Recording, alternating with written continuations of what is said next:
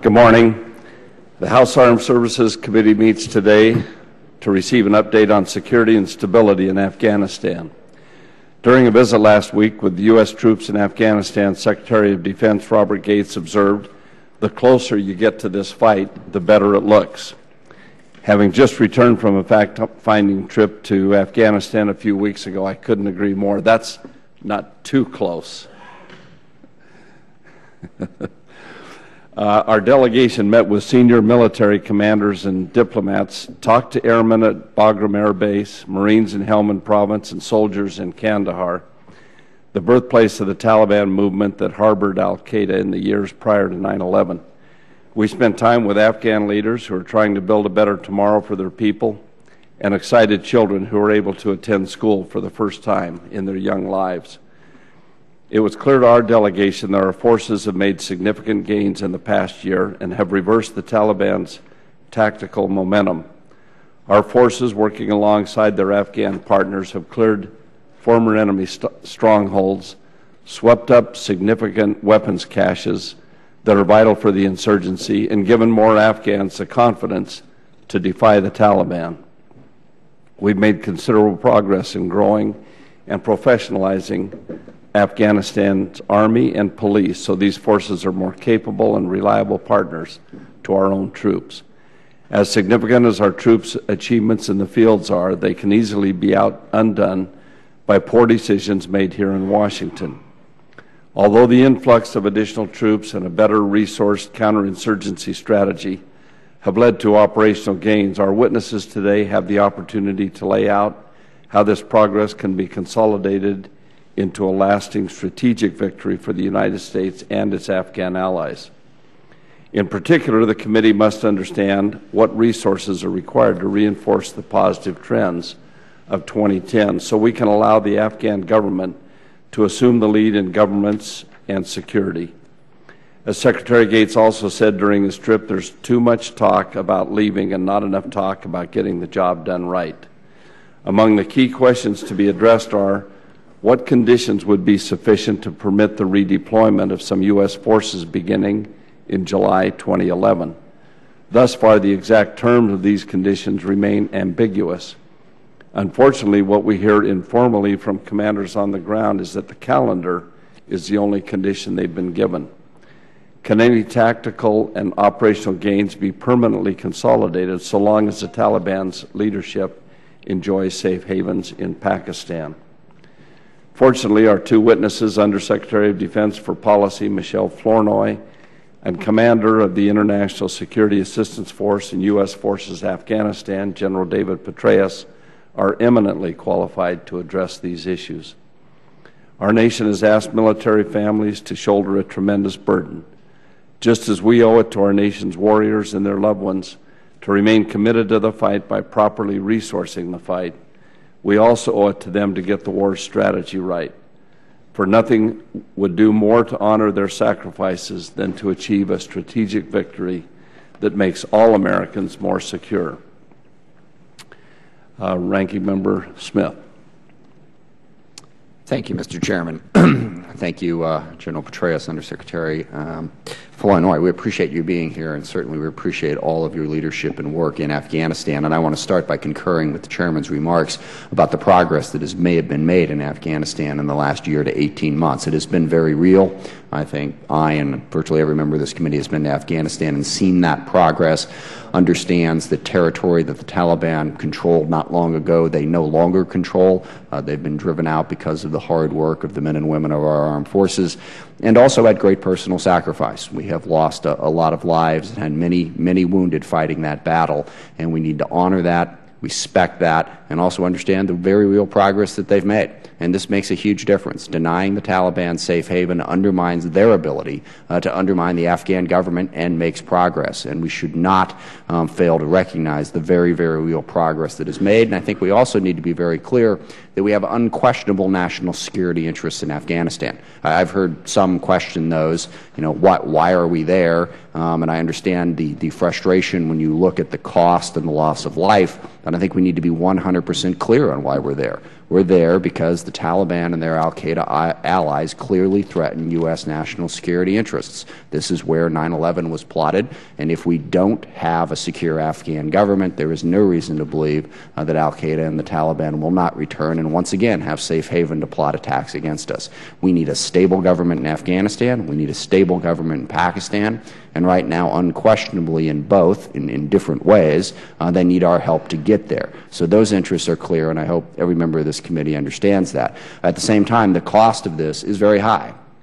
Certainly in terms of lives and wounded, also in terms of dollars, but also it is not a sustainable long-term strategy for us to be in Afghanistan forever. That undermines our security interests by giving our enemies the ability to claim that we are occupiers that don't intend to leave. They have a long and painful history of being occupied in that part of the world, and they are very distrustful of outside forces, which is why it is so important that we make it clear that we are there to help them stabilize their government, and as soon as they do, we will leave. And that needs to be our plan, to withdraw and draw down from Afghanistan as soon as we responsibly can. And the responsibly can part is the key part of that, and what I look forward to hearing from your testimony, because what really concerns me at this point is the transition.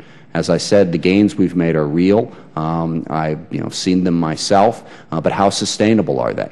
We can't continue to spend the amount of money that we are now spending in Afghanistan and have the presence that we have there forever. So at what point can we begin to transition to Afghan control? And certainly security is a big part of that. I know we're doing a great deal of training of Afghan National Army as well as police, and we're making progress in that front. My biggest concern, and what I hope you will address in your testimony, is the governance issue. That is where I have the greatest concern in terms of our ability to transition. The gains that we have made and the price that we've paid for those gains, will we be able to hold on to them as we begin to transition to a completely Afghan run governance structure, rule of law, all of the basic elements of civil society? Can they do that in the district level, on the provincial level, in Kabul? Do they have the ability to do that? And there are challenges, given corruption and basic lack of confidence in the competence, in the governance in Afghanistan. I think that gives us pause. So we need the assurances that as we begin to transition out, the gains that we've made and the price that we've paid for them will be sustained. Will be sustained by an Afghan governance structure that can stand without us. That's what I'm really interested in as we hear your testimony. And again, we thank you for being here, and thank you for your leadership on this critical issue. Thank you, Mr. Chairman.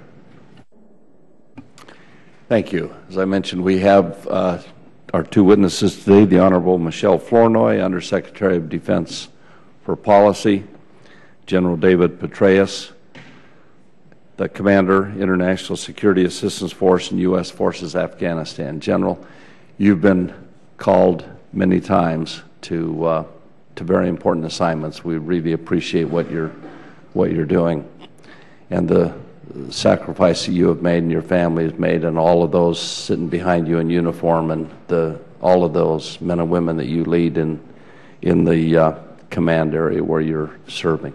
Thank you. Secretary Flournoy. Thank you, Mr. Chairman, Representative Smith, distinguished members of the committee. I want to thank you for inviting us here to address such an important topic today. But before I offer my remarks on the current situation in Afghanistan, I'd actually like to take a moment to echo and underscore the gracious remarks that General Petraeus made at the outset of his testimony yesterday regarding the devastating situation in Japan. As General Petraeus mentioned yesterday, Japan is a very close friend and steadfast ally of the United States. We are deeply concerned with what's going on there and are very much committed to providing whatever assistance we can to this great and resilient nation to deal with and recover from this terrible sequence of disasters. So our thoughts and prayers are very much with the people of Japan at this difficult time. Let me just take this opportunity to update you on how we see our efforts in Afghanistan. Nearly 10 years ago, al-Qaeda operatives carried out terrorist attacks that killed thousands of Americans and citizens from other countries. As we all know, these attacks emanated from a safe haven in Taliban-controlled Afghanistan. In response to the September 11 attacks, the United States, supported by a coalition of international partners, entered Afghanistan by force in order to remove the Taliban regime and prevent further attacks by al-Qaeda and its associates. Our mission was just. It was fully supported by the international community, and initially it was quite successful. In the years that followed, however, we lost focus on Afghanistan. While our attention was elsewhere, al-Qaeda, the Taliban, associated extremist groups reconstituted their safe havens along the borderlands between Afghanistan and Pakistan. As a result of this inattention, we risked the return of a Taliban-led Afghanistan that would likely once again provide safe haven for terrorists who could plan and execute attacks against the United States. When President Obama took office, he immediately undertook a thorough review of our strategy in Afghanistan and Pakistan and reaffirmed our core goal, and that is to disrupt, dismantle, and eventually defeat al-Qaeda and to prevent its return to Afghanistan. In the course of this review, we found that the situation in Afghanistan was actually much worse than we had thought, and that the Taliban had seized the momentum on the ground. In response, over the course of 2009 and 2010, the President committed tens of thousands of additional U.S. forces to reverse that momentum. Last December, we conducted another review, a follow-on review of our strategy's implementation. In that review, we reaffirmed our core goal and the strategy's key elements: a military campaign designed to degrade the Taliban-led insurgency, a civilian campaign to build Afghanistan's capacities to secure and govern their country, and an increased diplomatic effort designed to bring a favorable and durable outcome to the conflict. Over the last year, we have made significant progress. With the troop surge, the U.S. and our ISAF partners now have over 150,000 forces in Afghanistan, putting relentless pressure on the insurgents and securing more and more of the Afghan population. This surge has been matched by a surge in the numbers, quality, and capability of the Afghan National Security Forces. During the past year, the ANSF have increased by more than 70,000 personnel, and we've been able to improve their quality substantially by developing Afghan non-commissioned officers and trainers, expanding the training curriculum, adding literacy programs, increasing retention rates, and partnering Afghan units side by side with ISAF forces.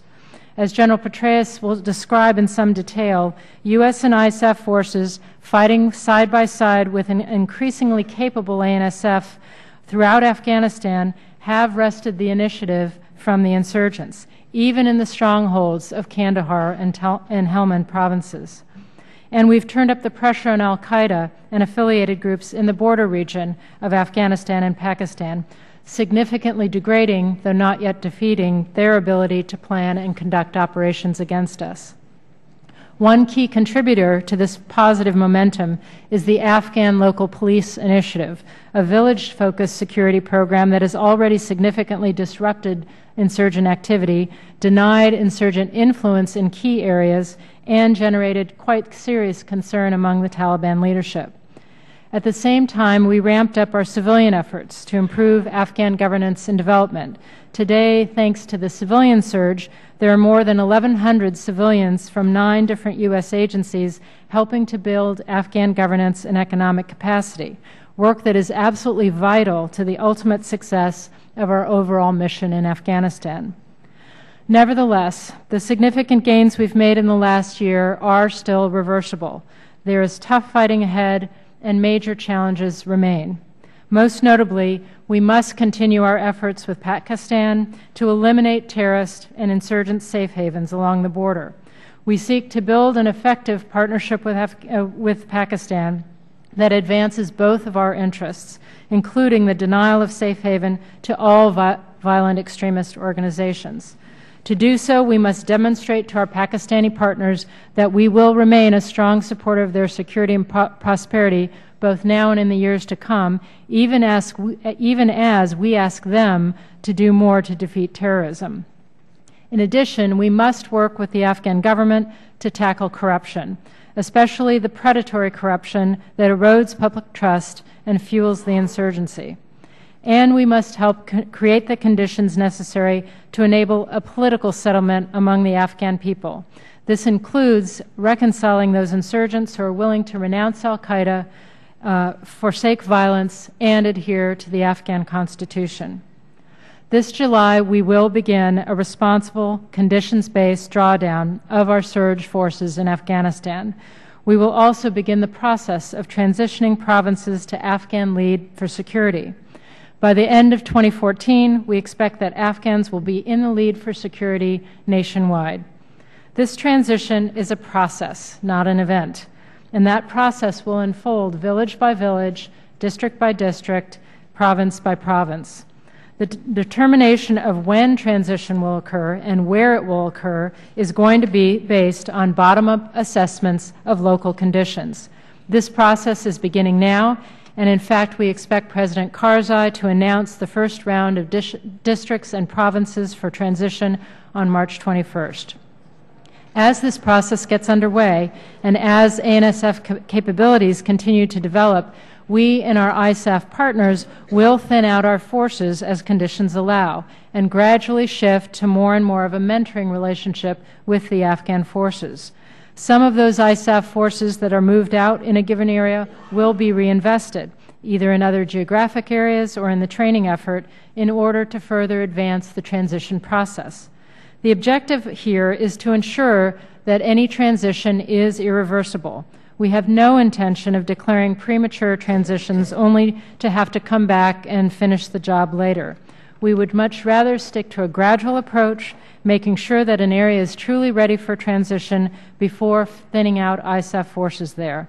This is the surest path to long-term and lasting success. But let me be absolutely clear. The transition that will take place between now and December 2014 in no way signals our abandonment of Afghanistan. President Karzai and President Obama have both agreed that the United States and Afghanistan will have an enduring strategic partnership that goes far beyond 2014, and we are currently working with the Afghans on the details of that partnership. Finally, I'd like to acknowledge the very real costs of this war. Many of you have expressed concerns about these costs, especially in light of our battlefield casualties and our fiscal pressures here at home. But failing in this mission or walking away would have even greater costs. The Afghanistan-Pakistan borderlands have served as a crucible for the most catastrophic terrorist actions of the past decade. The outcome we seek is the defeat of al-Qaeda and the denial of this region as a terrorist sanctuary. This objective is the reason why our brave servicemen and servicewomen have sacrificed so much and continue to do so. We are determined to bring this war to a successful conclusion for the sake of our security, but also for the sake of the security of the Afghan people and the Pakistani people, who have suffered so much and have so much to gain from a secure and lasting peace. Members of this committee, I want to conclude by thanking you for providing the opportunity for us to appear before you today, but also for your continued and invaluable support to the men and women who serve, and your support for the policies and programs that are absolutely critical to our success in Afghanistan and Pakistan. Thank you. Thank you, General Petraeus. Mr. Chairman, Ranking Member Smith, it's a privilege to be here today with Undersecretary Flournoy to report on the situation in Afghanistan. Before I proceed, however, I too would like again to offer my sincere condolences to the people of Japan as they work to recover from one of the worst natural disasters in their history. As the Undersecretary noted, for many years now, Japan has been a stalwart partner in Afghanistan and an important contributor to the mission there. And now our thoughts and our prayers are indeed with our longtime Japanese allies and with all those in Japan affected by the earthquake and the tsunami. As a bottom line up front, it is ISAF's assessment that the momentum achieved by the Taliban in Afghanistan since 2005 has been arrested in much of the country and reversed in a number of important areas. However, while the security progress achieved over the past year is significant, it is also fragile and reversible. Moreover, it is clear that much difficult work lies ahead with our Afghan partners to solidify and expand our gains in the face of the expected Taliban spring offensive. Nonetheless, the hard-fought achievements in 2010 and early 2011 have enabled the Joint Afghan-NATO Transition Board to recommend initiation this spring of transition to Afghan lead in several provinces. The achievements of the past year are also very important as I prepare to provide options and a recommendation to President Obama for commencement of the drawdown of the U.S. surge forces in July. Of note as well, the progress achieved has put us on the right azimuth to accomplish the objectives agreed upon at last November's Lisbon summit, specifically that of Afghan forces in the lead throughout the country by the end of 2014. The achievements of 2010 and early 2011 have been enabled by a determined effort to get the inputs right in Afghanistan. With the strong support of the United States and the 47 other troop-contributing countries, ISAF has focused enormous attention and resources over the past 2 years on building the organizations needed to conduct a comprehensive civil-military counterinsurgency campaign, on staffing those organizations properly, on developing, in close coordination with our Afghan partners, the requisite concepts and plans, and above all, on deploying the additional forces, civilians, and funding needed. Indeed, more than 87,000 additional NATO ISAF troopers and 1,000 additional civilians have been added to the effort in Afghanistan since the beginning of 2009. And Afghanistan's security forces have grown by over 122,000 in that time as well. Getting the inputs right has enabled our forces, together with Afghan forces, to conduct the comprehensive campaign necessary to achieve our goals in Afghanistan. Our core objective is, of course, ensuring that Afghanistan does not once again become a sanctuary for al-Qaeda. Achieving that objective requires that we help Afghanistan develop sufficient capabilities to secure and to govern itself. And that effort requires the execution of the comprehensive civil-military effort on which we are now embarked.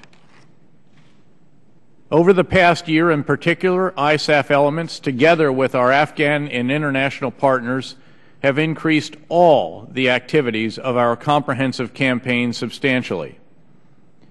We have, for example, stepped up the tempo of precise, intelligence-driven operations to capture or kill insurgent leaders. In a typical 90-day period, in fact, precision operations by U.S. Special Mission Units and their Afghan partners alone kill or capture some 360 targeted insurgent leaders.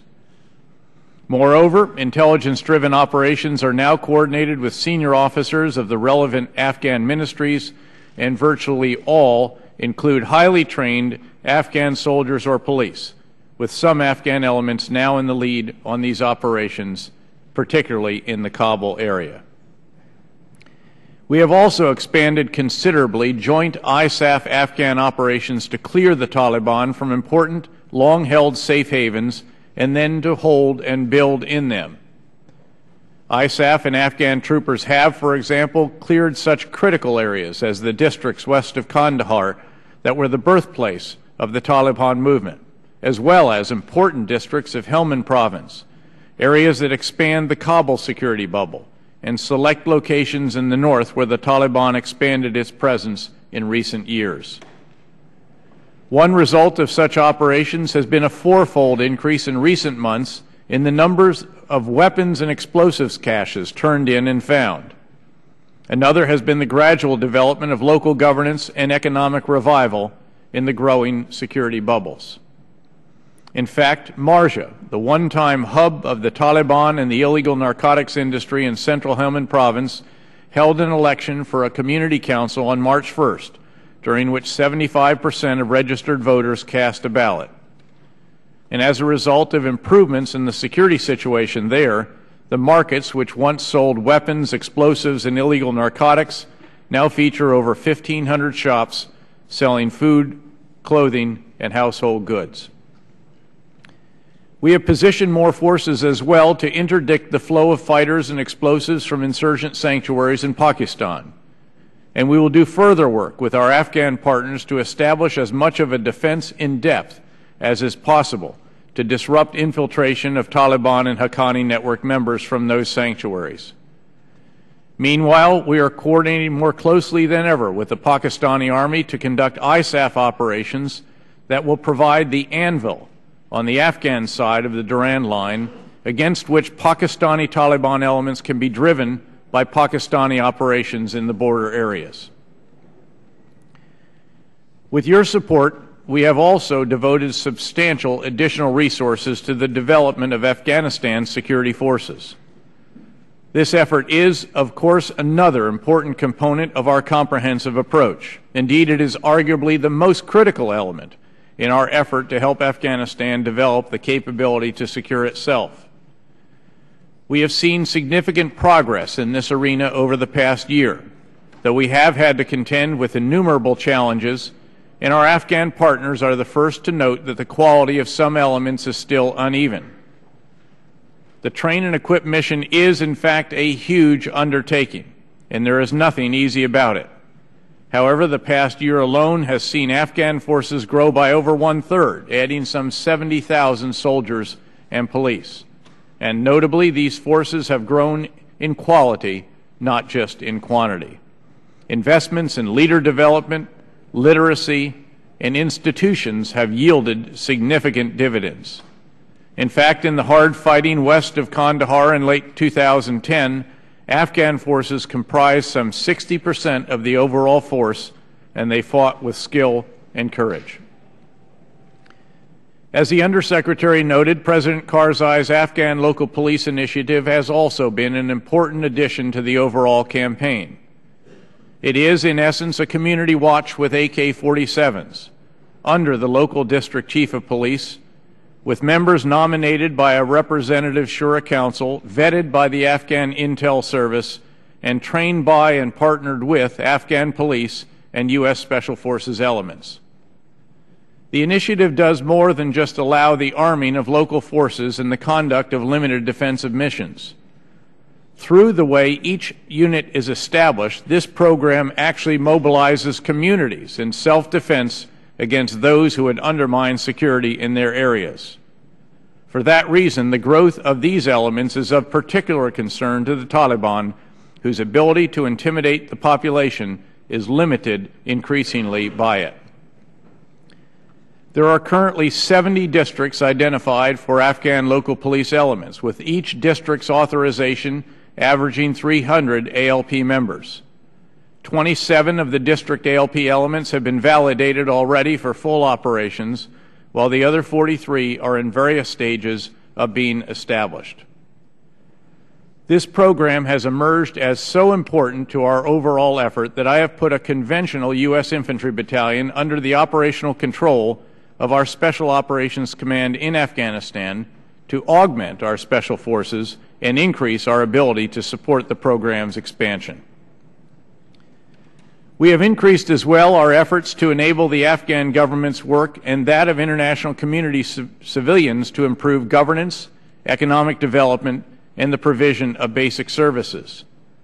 These are essential elements of the effort to shift delivery of basic services from provincial reconstruction teams and international organizations to Afghan government elements, thereby addressing President Karzai's understandable concerns about parallel institutions. And we have provided assistance for new Afghan government-led initiatives in reintegration, supporting the recently established Afghan High Peace Council and Provincial Peace and Reintegration Councils. Indeed, we recognize that we and our Afghan partners cannot just kill or capture our way out of the insurgency in Afghanistan. Afghan-led reintegration of reconcilable insurgents must be an important element of the strategy, and it now is. In fact, some 700 former Taliban have now officially reintegrated with Afghan authorities, and some 2,000 more are in various stages of the reintegration process. All of these efforts are part of our comprehensive civil-military approach, and we have worked hard to coordinate ISAF activities with the international organizations and diplomatic missions in Afghanistan, as well as with our Afghan partners. We have also sought to ensure that we minimize loss of innocent civilian life in the course of our operations, even as we also ensure protection of our forces and our Afghan partners. Of note, a recently released UN study observed that civilian casualties due to ISAF and Afghan force operations decreased by just over 20% in 2010, even as our total forces increased by over 100,000 and significant offensive operations were launched. Our progress in this area notwithstanding, in view of several tragic incidents in recent weeks, I ordered a review of our tactical directive on the use of force by all levels of our chain of command and with the air crews of our attack helicopters. I also re-emphasized instructions on reducing damage to infrastructure and property to an absolute minimum. Counterinsurgents cannot succeed if they harm the people they are striving to protect.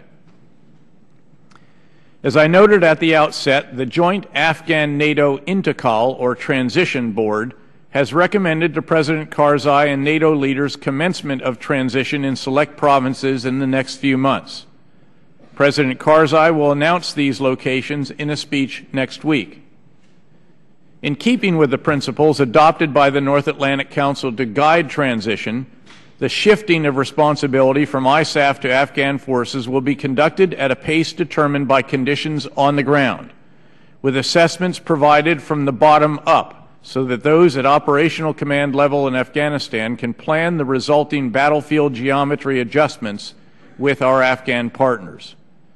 According to the NATO principles, transition will see our forces thinning out, not just handing off, with reinvestment of some of the forces freed up by transition in contiguous areas or in training missions where more work is needed. Similar processes are also taking place as we commence transition of certain training and institutional functions from ISAF trainers to their Afghan counterparts. As we embark on the process of transition, we should keep in mind, as the Undersecretary stressed, the imperative of ensuring that the transition actions we take will be irreversible. As the ambassadors of several ISAF countries emphasized at one recent NATO meeting, we'll get one shot at transition, and we need to get it right. As a number of ISAF national leaders have noted in recent months, we need to focus not just on the year ahead, but increasingly on the goal agreed at Lisbon of having Afghan forces in the lead throughout Afghanistan by the end of 2014. Indeed, we need to ensure that we take a sufficiently long view to ensure that our actions in the months ahead enable long-term achievement in the years ahead. We have refined our campaign plan to do just that, and we are also now beginning to look beyond 2014 as well, as the United States and Afghanistan and NATO and Afghanistan discuss possible strategic partnerships. All of this is enormously reassuring to our Afghan partners and of considerable concern to the Taliban. With respect to the Taliban, appreciation that there will be an enduring commitment of some form by the international community to Afghanistan is important to the insurgents' recognition that reconciliation, rather than continued fighting, should be their goal. Before concluding, there are 4 additional issues I would like to highlight to the committee. First, I am concerned that levels of funding for our State Department and USAID partners will not sufficiently enable them to build on the hard-fought security achievements of our men and women in uniform. Inadequate resourcing of our civilian partners could, in fact, jeopardize accomplishment of the overall mission. I offer that assessment, noting that we have just completed a joint civil-military campaign plan between U.S. Forces Afghanistan and the U.S. Embassy, which emphasizes the critical integration of civilian and military efforts in an endeavor such as that in Afghanistan. Second, I want to echo the Undersecretary's expression of deep appreciation for your support of vital additional capabilities for our troopers. The funding you have provided has, for example, enabled the rapid deployment of a substantial increase in the intelligence, surveillance, and reconnaissance assets supporting our forces. To take one example, we have increased the number of various types of persistent surveillance systems, essentially blimps and towers with optics, from 114 this past August to 184 at the present, with plans for continued increases throughout this year. Your support has also enabled the rapid procurement and deployment of the all-terrain vehicle version of the mine-resistant ambush-protected family of vehicles, with 6,700 fielded just since I took command 8.5 months ago. And your support has continued to provide our commanders with another critical element of our strategy, the Commander's Emergency Response Program funding that has once again proven absolutely invaluable as a way of capitalizing rapidly on hard-won gains on the ground. Indeed, SERP funding, the establishment of the Afghan Infrastructure Fund, and the specific authorization for the reintegration program funding have been instrumental in enabling key components of our overall effort. Third, I should at this point also highlight the critical work of the World Bank and the Asian Development Bank. These institutions are the largest donors to Afghanistan after the United States, and they have been critical to the success of such projects as the Ring Road and the Uzbek-Afghan Railroad. We need these critical enabling institutions, and further U.S. support for them will ensure that they are able to continue to contribute as significantly as they have in the past. Fourth, I also want to thank you for the substantial funding for the development of the Afghan National Security Forces. The continued growth of Afghan forces in quantity, quality, and capability is, needless to say, essential to the process of transition of security tasks from ISAF to Afghan forces. And the resources you have provided for this component of our effort have been the critical enabler of it. In closing, the past 8 months have seen important but hard-fought progress in Afghanistan. Key insurgent safe havens have been taken away from the Taliban. Numerous insurgent leaders have been killed or captured, and hundreds of reconcilable mid-level leaders and fighters have been reintegrated into Afghan society. Meanwhile, Afghan forces have grown in number and in capability. Local security solutions have been instituted, and security improvements in key areas like Kabul, Kandahar, and Helmand provinces have, in turn, enabled progress in the areas of governance and development as well. None of this has been easy. The progress achieved has entailed hard fighting and considerable sacrifice. There have been tough losses along the way, and there have been setbacks as well as successes. Indeed, the experience has been akin to that of a roller coaster ride. The trajectory has generally been upward since last summer, but there certainly have been significant bumps and difficult reverses at various points. Nonetheless, although the insurgents are already striving to regain lost momentum and lost safe havens as we enter the spring fighting season, we believe that we will be able to build on the momentum achieved in 2010, though that clearly will entail additional tough fighting. As many of you have noted in the past, and as you noted this morning here, Chairman and Ranking Member, our objectives in Afghanistan and in the region are of vital importance, and we must do all that we can to achieve those objectives. Those of us on the ground believe that the strategy on which we are embarked provides the best approach for doing just that, noting, as dialogue with President Karzai has reminded us at various points, that we must constantly refine our activities in response to changes in the circumstances on the ground. Needless to say, we will continue to make adjustments in close consultation with our Afghan and international counterparts as the situation evolves. Finally, I want to thank each of you for your continued support of our country's men and women in Afghanistan and their families.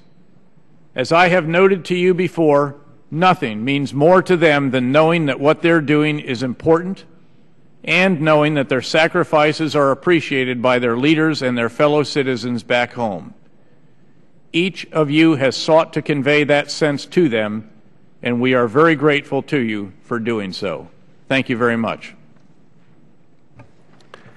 Thank you. In every speech that the President has given on Afghanistan since December of 2009, he's emphasized the withdrawal of U.S. forces that will begin in July of 2011. At the same time, administration officials have assured us that any such withdrawal will be conditions-based. General Petraeus, in your best professional military judgment, would you recommend that the July 2011 redeployment include the withdrawal of combat forces? Mr. Chairman, I am still formulating the options that I will provide to the President and the recommendation that I will make, but I do believe that there will be some combat forces included in those options and in that recommendation. Indeed, if I could, I think, and I mentioned this to the SASC yesterday, because people were talking about Secretary Gates' message to the ministers of defense at NATO, getting the job done right, and then also about transition initiation and initiation of the responsible drawdown, to use the President's term, of surge forces in July. I think it is logical to talk both about getting the job done right, as he did to his NATO counterparts, and about beginning transition and commencing the responsible drawdown of surge forces, again, at a pace determined by conditions on the ground. Those conditions that I will assess will clearly include an assessment of the Afghan National Security Forces and their ability to do more as we do less, as we thin out but don't hand off in accordance with transition principles. Needless to say, the security situation and whether they can indeed handle it if it has been reduced to that point, and how they have grown in their capability. But we also must include, as both of you noted, governance and development, because those elements have a direct effect on the security situation. If governance is seen as legitimate in the eyes of the people, if it gains their support and their willing participation, then indeed, obviously, you're able to build on the hard-fought security gains, on the foundation of security that is essential but is not enough. And then beyond that, of course, the gradual development in the economic realm, in the provision of basic services, with increasingly those services being provided by Afghan rather than international organizations, is also essential to that. So these are the components, again, the very broad components, and we've got quite a rigorous assessment criteria that we employ, but those are the big ideas, if you will, that form the core of our assessments. Thank you. Ranking Member Smith. Thank you, Mr. Chairman. Just two questions, focusing on that transition, on getting to the point where the Afghans take over responsibility, frankly, for all elements of this security governance. I think the struggle is we can lay out the arguments, and I think you laid out them fairly well, about why it's important, what we're doing to try to get us to that point. But what we'll need, I think, to make the argument better is sort of measurable signs of progress. What can we look to, before that point when we're all gone? I mean, we could just leave and see if they can figure it out, but I think we would all agree that that's not a good plan at this point. But what we need to see is measurable progress. What can we point to in the next year, well, next few months as well as the next year or two, that shows here's evidence that they will be able to handle it, they will be able to take responsibility for security, and again on governance. I think that's the biggest challenge in terms of the way the Afghan governance structure is put up. What can you give us in terms of measurables, instead of just saying, July, 2014 or 2011, here's where we need to be to know that we've gotten where we can safely make that handoff? Congressman, it's a great question. In fact, we often are asked out there, when will the Afghans step up to the plate, in that kind of question, which I think is an understandable and reasonable question. And these questions often take place while we're in Kabul with visitors.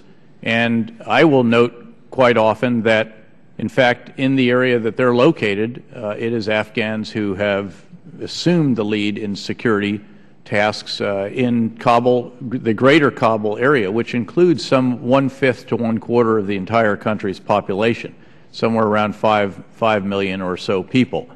And the face of security on the streets of Kabul, without question, is the Afghan police, and a little further out it becomes the Afghan National Army. And every single night in Kabul there are precision, intelligence-driven operations to capture, kill, arrest, because we have actually gone to the Afghans have gone to a rule of law based detention system in the greater Kabul area for the most part, going after those organizations, Taliban, Haqqani Network, IMU, and others that are trying to disrupt security there, and have indeed periodically conducted sensational attacks, although the past 9-10 months or so, those periodic attacks notwithstanding, have seen really quite good security by really any standard. In fact, President Karzai a few months back was asking what was it that was leading to this? In my view, what was it? And it was, of course, the comprehensive approach, but it was indeed Afghan forces in the lead disrupting these different cells that are trying to carry out attacks on the Afghan people and Afghan institutions. So I think right there you have a very good example essentially of what right generally looks like, and we'll see if that's among the areas in which transition may proceed when President Karzai makes his announcement. But we've literally only got basically two battalions, a little bit more than that, of ISAF forces there, and they have largely stepped back already and are what we would call in the tactical or even operational overwatch stage, even at this point. Thank you. And the other question is about why it is important to make it clear that we are at some point leaving. And I know it's a delicate, difficult balance, because you can make the one argument says, well, the second we say that we're leaving, they just know they have to wait us out. But on the other hand, if we don't make it clear that we're leaving, then we appear to be an occupying force. We strengthen the insurgency. We also create dependence in some different elements of Afghan society. And the goal here isn't that the second we leave, the other side wins. The goal here is, as we said, that we build up the strength of the Afghan forces and the Afghan government, so when we leave, the Afghan people win. But talk a little bit about why it's important to deliver that Well, message. It's a very important message. First of all, it undercuts the Taliban narrative, of course, that we intend to stay forever, that we want permanent bases, that we want to dominate the region or take Afghanistan's mineral wealth, you name it. There's a number of different conspiracy theories out there, and this pokes a hole in all of those. Second, it does indeed impart a message of urgency. And I think we have to remember that President Obama's speech, the whole July 2011 issue, if you will, was intended to complement the message of enormous additional commitment on the 1st of December at West Point 2009, 30,000 extra forces, tripling the number of civilians, substantial additional funding requests for Afghan national security forces, and so on. That was complemented, but we're not going to do this forever. 18 months from now, Afghan forces are going to need to begin to step up to the plate as well. And I think that message of urgency has resonated, frankly. I think it has made a difference. And Secretary Gates, in discussing this whole issue with the SASC a couple of weeks ago, I think quite effectively laid out, on the one hand, his normal resistance to timelines and so forth during Iraq, but also his recognition of the value of, again, a message that can convey a sense of urgency to all of our partners, but specifically to our Afghan partners, so that there is not a sense of dependency that is infinite. If I may just add, as we begin this transition process, we are also placing great emphasis on discussing with the Afghans what the nature of a long-term partnership might look like, because even as we begin the drawdown of our surge forces and eventually can envision a broader reduction in our military presence, we don't intend to leave Afghanistan in the sense of pull up chalks, abandon, leave them to their own devices. We are, as the President said from the beginning, we are making an enduring commitment to our core goals and to the partnership with Afghanistan to achieve them. And that's going to involve long-term security assistance. It's going to involve help in building their capacity, their economic development, and so forth. So we're very actively discussing the terms of that partnership even as we begin this transition process to reassure them of our commitment. Thank you very much. Thank you, Mr. Chairman. Thank you. Mr. Bartlett. General Petraeus, a bit more than a week ago, you graciously hosted our Codel in Kabul. You were very generous with your time and energy, sir. Because time and resources permitted, you gave us a longer and more thorough brief than could be afforded by your testimony here today. So I've had more than ample opportunity to have my questions answered. I therefore will yield my time to our most junior member who was present here at Gavel Fall, Congresswoman Roby. Thank you, Mr. Chairman, and thank you so much, Representative Bartlett. And I just want to tell you both how much I appreciate your testimony here today and being with us. General Petraeus is the commander of our forces in Afghanistan. What is your view on the advisability of the House of Representatives passing a resolution offered by Representative Kucinich that would call for the removal of all U.S. forces from Afghanistan no later than December 31st, 2011? And specifically, how do you believe our troops would view such a measure, and how do you believe the Taliban and al-Qaeda would view such a measure? Well, to start with the latter elements, the Taliban and al-Qaeda obviously would trumpet this as a victory, as a success. Needless to say, it would completely undermine everything that our troopers have fought so much for and sacrificed so much for. Ultimately, though, this is about our vital national security interests, and as President Obama has identified them, foremost among these is ensuring that al-Qaeda and other transnational extremists cannot reestablish sanctuaries such as they had in Afghanistan under Taliban rule. When the 9/11 attacks were planned in Afghanistan, the initial training of the attackers was carried out in Afghanistan before the attackers moved on to Germany and then U.S. flight schools and then carried out their acts of terror. So needless to say, this would close the door on the very, very hard-fought effort and end a mission that I think is seeking to achieve a very, very important security objective of our country as well as of our allies. Again, there are 48 troop-contributing nations, including the U.S., I think among the biggest alliances, certainly way beyond just NATO. It's NATO plus ISAF troop-contributing nations. And what it would do in the region, of course, would be of really incalculable consequence as well. And for our troops? Well, you know, when we have taken, in particular, I think, tough losses,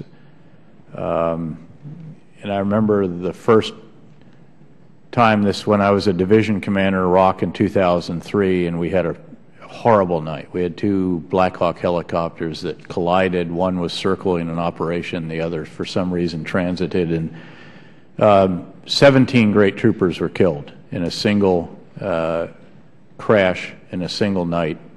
And as you might imagine, this is all that a commander, that's all that an organization can think about, even after we had done the recovery in the middle of the night and everything else. And on the way out of the command post the next morning, we were trying to go through the motions of getting back to the normal battle rhythm, because you have to drive on, you have to continue the mission. And it was a young Private First Class actually saw me. He was walking out of the hallway of the command post, and he literally put his arm around me, and he said, "You know, sir, that's 17 reasons to get this thing right." We've had well over 1,000 reasons to get this thing right, and many thousands more whose lives have been changed forever because of grievous wounds. Again, obviously, this would not allow us to get this right. Thank you so much. I yield back.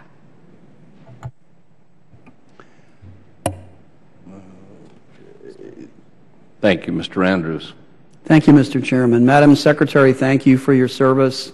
General Petraeus, thank you for your heroic embrace of a couple of major problems for this country and all that you've done to help solve them. I want to go back to Mr. Smith's question about the metrics that you'll be looking at and we should be looking at to determine on-the-ground conditions that would determine the pace at which we would withdraw. And I notice on the chart that you gave us, page 16 of the document that's ANSF capability in the field, these quality measures of police and Afghan military readiness, are these going to play a central role in your determination of the on-the-ground circumstances? They do already, and they certainly will.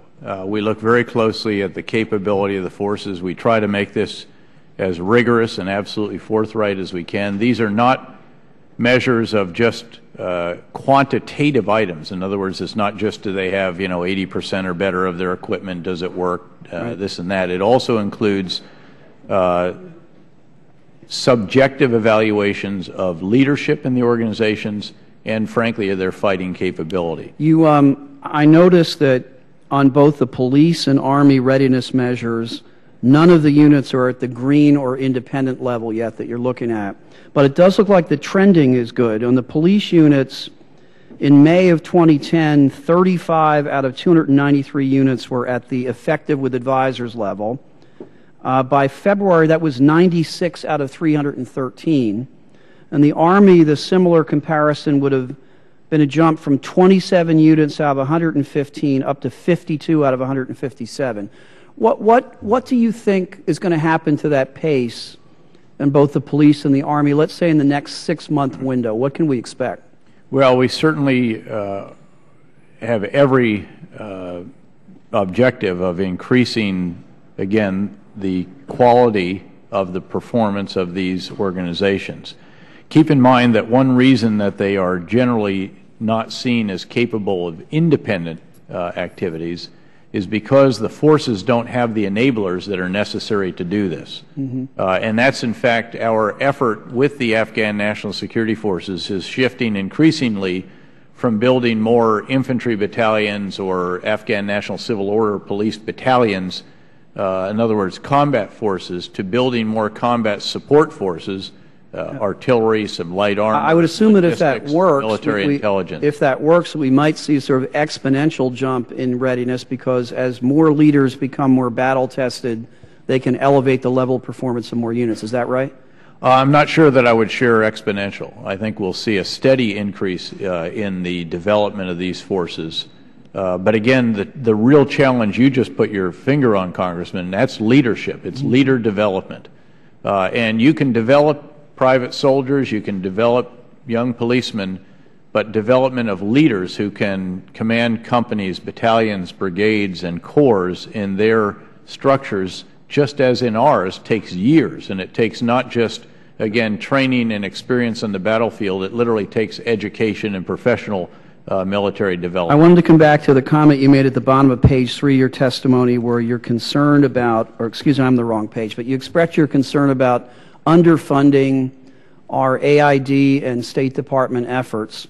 I think I know the answer to this question, but describe to us what you think would happen if we made the error of underfunding those efforts as a follow-on to the sacrifices of the service members in uniform.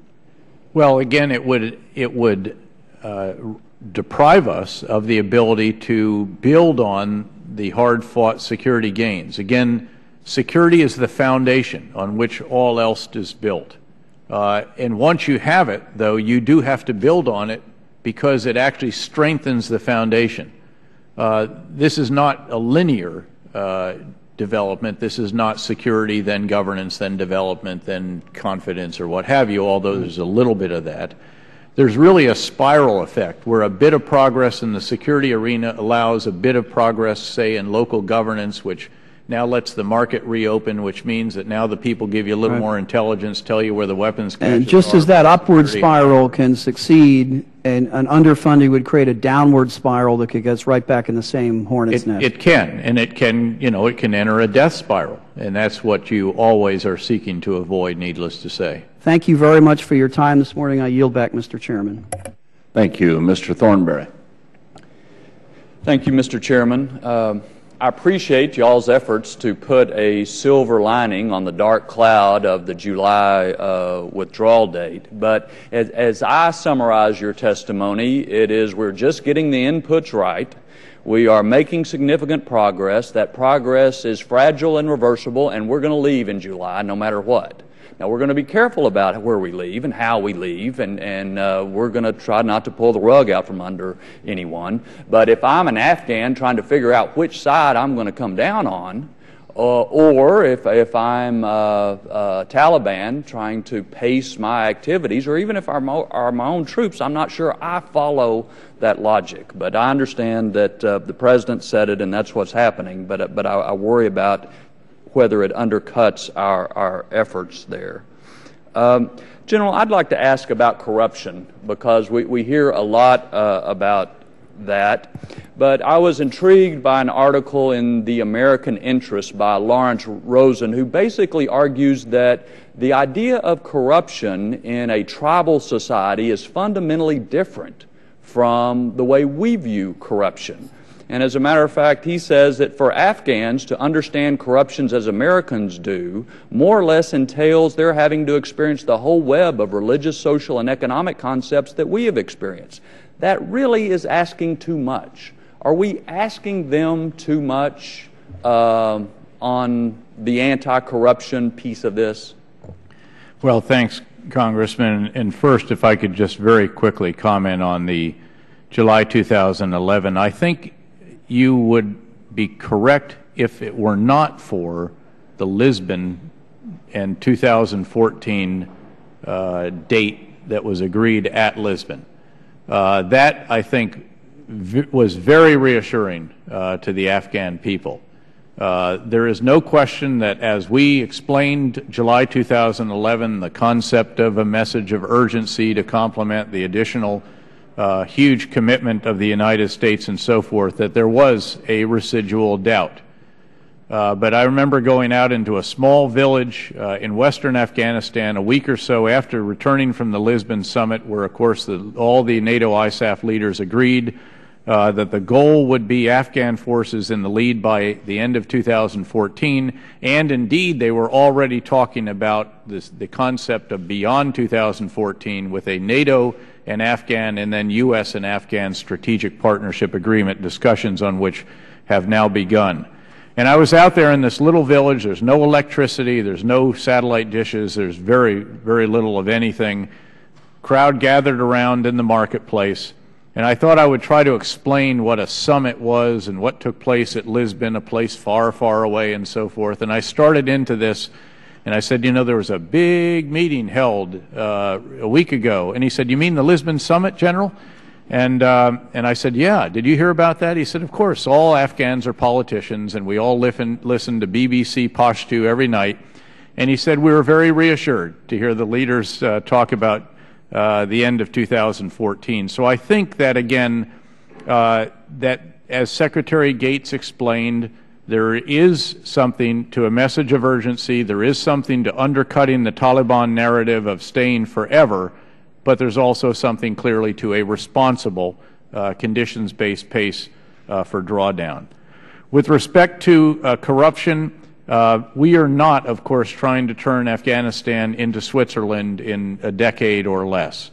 There is a very realistic understanding of the conditions in tribal societies and in village by village, valley by valley in Afghanistan. Having said that, there is also a very clear understanding that what President Karzai and we have agreed to call criminal patronage networks, these are individuals breaking the law in substantial ways. They enjoy a degree of political protection and patronage, and they are not acting as individuals, they are networks. That these kinds of activities are a cancer that will undermine the very institutions to which we have to transition tasks and responsibilities for transition to succeed. He is quite seized with this. Brigadier General H.R. McMaster, one of our brightest Army Brigadier Generals, is heading the task force that is taking this on with our Afghan partners. In the second or third briefing to President Karzai on this, when we laid out to him the criminal patronage network that was essentially headed by the Surgeon General of the Afghan military, he fired the individual on the spot, despite the individual having political protection, and then fired the entire chain of command of the Afghan National Army Hospital as well. Now, these are very tough issues. Again, we are after what is, in a sense, good enough for Afghanistan. Again, not trying to apply a standard of a Western industrialized democracy. But there are certain corrupt activities that do have to be dealt with, and in particular these that come under the rubric of criminal patronage networks are of huge importance. Thank you. Mrs. Davis. Thank you, Mr. Chairman, and Secretary Flournoy, and of course General Petraeus. We appreciate your appearance here once again, and I don't know how many more appearances there are going to be, but you have been just a tremendous leader for us, and we all appreciate that. I want to turn very quickly to the question that Mr. Andrews asked about the capability, Afghan capability in the field by the chart that you provided, and I too was looking for the independent and where that was. So you said that that does not include enablers. Where does if enabling to be precise, it's that tools. The independent activity requires a sufficient level of Afghan enablers so that they can be independent. And the challenge right now is that in many cases, although the capabilities are building, but in many cases, Afghan units still depend fairly heavily on ISAF elements or contracts or other vehicles to ensure their logistics, maintenance, and other various forms. In order for that to move, in order for that to change, on what are they dependent in terms of funding? Again, the U.S. provided Afghan Security Forces Fund is far and away the bulk of the funding. Now, certainly there are other major contributors. Japan, for example, provides the salaries for Afghan police. There is another fund to which NATO ISAF countries contribute. But again, it is the Afghan Security Forces Fund that is without question. Does that 20 to 24% cut, which I believe is in the CR in H.R. 1, how does that affect it?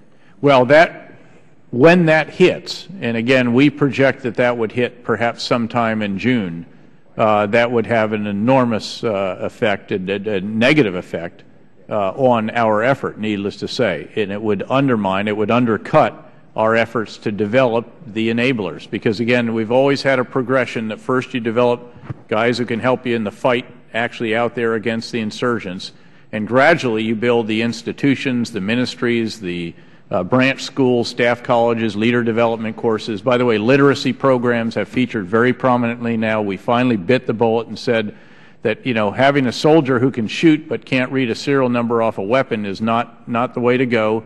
So with basic training, we also do basic literacy now, and we're way over 100,000 that have either been trained or are in the process of Could you provide a timeline then? Because, I mean, getting the independence and moving that to that place, even with the funding, sounds like a very ambitious undertaking. Well, it's essential. We have to, again, ensure that Afghan forces over time can support themselves, both with combat service support and then the actual combat support. So artillery, mortars, they're developing a helicopter fleet, fixed wing fleet. This is, you know, I cut it out of the narrative to just cut time, but we occasionally say that this effort is so big and so complex and so challenging that it's like developing building the world's largest aircraft while in flight, while it's being designed, and while it's being shot at. Do you think, General, that that's one of the reasons that the U.S. has grown so impatient with this effort, that trying to get one's head around it is a very difficult thing to do? Well, I think there are a number of reasons, and again, but I think the biggest is just that we've been at this for 10 years. Unfortunately, as both the Undersecretary and I explained, we've only been at it in the right way, with the inputs having been gotten right, with that for less than 6 months or so. It's just last fall, although clearly as we were developing the inputs, we were also seeking to produce outputs. If I could just add, you mentioned the potential cut to funding for the ANSF that the CR would involve, and I think it would be devastating at this point, not only in terms of building their further capability for independent operations, but also this is the same funding that supports units that will be critical to continued partnering, to eventual transition where they start holding real ground or expanding the amount of ground that they hold in the lead. And so it could really complicate broader timelines beyond just the development of the NSF. So it is really, really crucial to keep that funding at the appropriate levels. Thank you. Thank you. Mr. Jones. Mr. Chairman, thank you, Madam Secretary and General Petraeus. It's an honor to have you before us today. And I want to read a couple comments, and then I will just have one simple question for you. I pulled the quotes from Secretary Gates a couple of weeks ago about the 2014 withdrawal. Excuse me, King. I want to read this to you. It says, that is why we believe that beginning in fiscal year 2015, the U.S. can, with minimal risk, begin reducing Army active duty end strength by 27,000 and the Marine Corps by somewhere between 15,000 and 20,000. These projections assume that the number of troops in Afghanistan would be significantly reduced by the end of 2014 in accordance with the President's strategy. So I assume from that we're talking about 2014, 2015, with a large number of our military in Afghanistan. Just a couple of things. I've got Camp Lejeune in my district.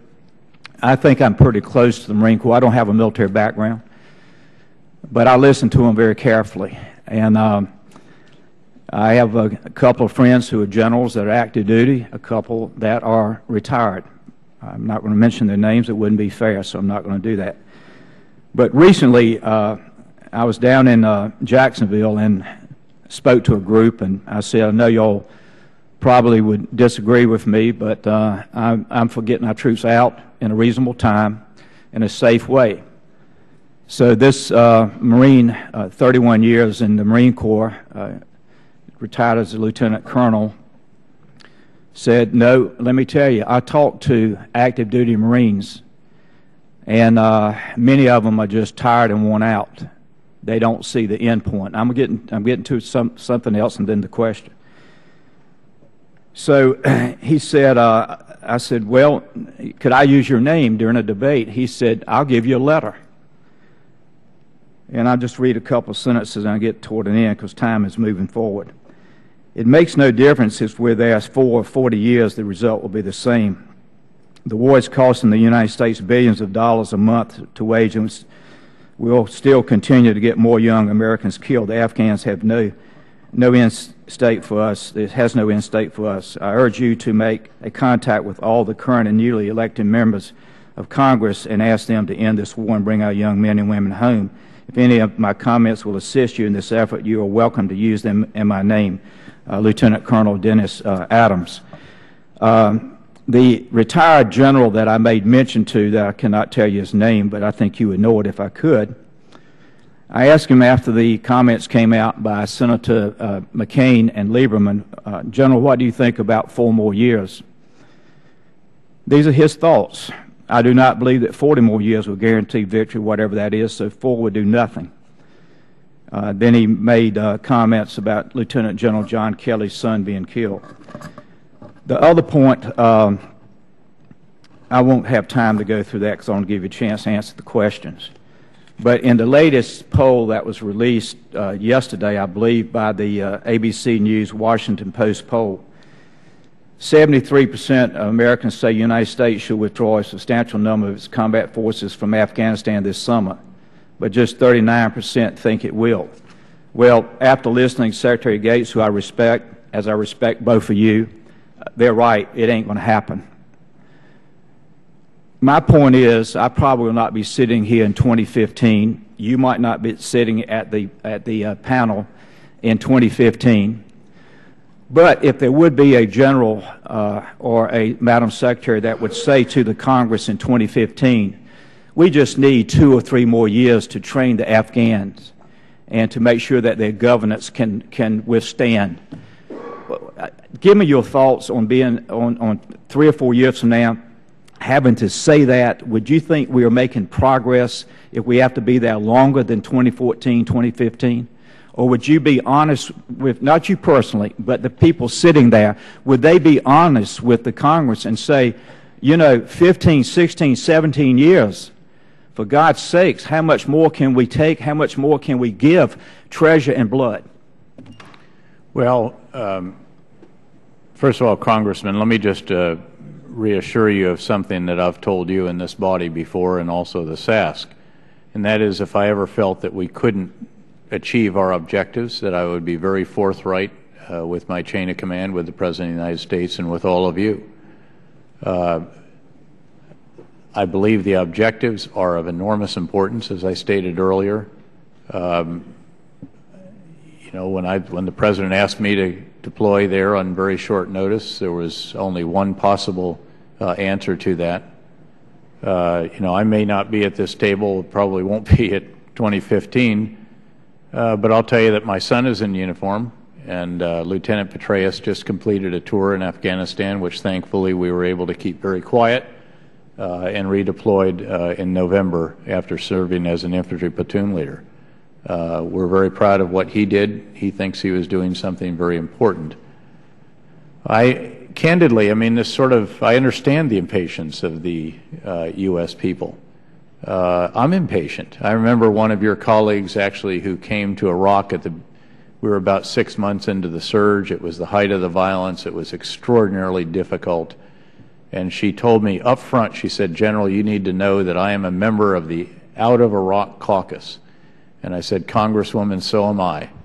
But I just want us to get out under the right conditions. And I think that's what we're trying to do here, of course, is to achieve our objectives, gradually to transition tasks to our Afghan counterparts so that we can indeed hand off something to them that is sustainable and that avoids that country becoming the kind of sanctuary that it was in the past. The truth is we have tried the hands-off approach in this region before. In the wake of Charlie Wilson's war, we got tired of it. We cut off all funding, and the results were what they were. I'm not sure that that is the right course of action in the future. Thank you. Mr. Cooper. Thank you, Mr. Chairman, Madam Secretary General. Appreciate your being here today. I appreciate your excellent work. Can you tell me about Taliban recruiting and the Haqqani network and folks like that? To what extent are they augmenting their numbers? Are they augmenting their capabilities? Well, Congressman, the bulk of the Taliban are from within a relatively small radius of the fighters, or within a relatively small radius of their village, their valley. The leaders may come from other areas, and indeed there is a recruiting of suicide bombers that does take place in some of the sanctuaries in Pakistan, with the senior leaders, of course, never setting foot in Afghanistan, but rather exhorting their troops to fight on by cell phone or HF radio. With the Haqqani network, there is indeed more recruiting that does take place in North Waziristan, although that area is under considerable pressure from the counter-terrorist campaign that is being conducted there. When I see a chart like the one on page 15 about Afghan National Security Forces growth, how would you plot a chart showing Taliban forces or Haqqani networks or other insurgents that our troops have to worry about? That's a hotly debated topic, and we have a methodology for trying to determine the numbers of Taliban, keeping in mind that, of course, it goes up and goes down based on fighting season, based on how things are going, and so forth, recognizing that there's a fair amount of the population in Afghanistan, after 30 years of war, that can adopt chameleon-like attributes as required to survive from day to day. The general assessment is that there's been somewhere around 25,000 Taliban at their peak that may be active at a given time. There's no question but that there have been significant losses sustained by mid-level leaders and fighters in certain areas in particular. There's also no question that these are resilient organizations and that they can find others to put into these positions, although there's been quite a replacement of Taliban leaders in recent months in particular because of upset by senior leaders with the performance of those on the battlefield in Afghanistan, and also by some, in some cases, literally just having enough of it and voluntarily taking themselves out of the fight. So your estimate would be that the Taliban was about 25,000. Their top ranks have been hurt. What would be their current troop levels or force levels? About 25,000? No, again, it's still early in the fighting season, and again, we'll see. The way the methodology works is you literally build the organization as best you can in an analytical way by identifying. We have pretty accurate tree diagrams, if you will, wire diagrams and link diagrams that show who the leaders are at various levels, who they work for, and roughly how many fighters we assess that they have working for them. And as you aggregate this for a particular district, then province, and then country, that's how you get the estimate. And I'm not sure that we would say that we're at that point in this particular fighting season by any means.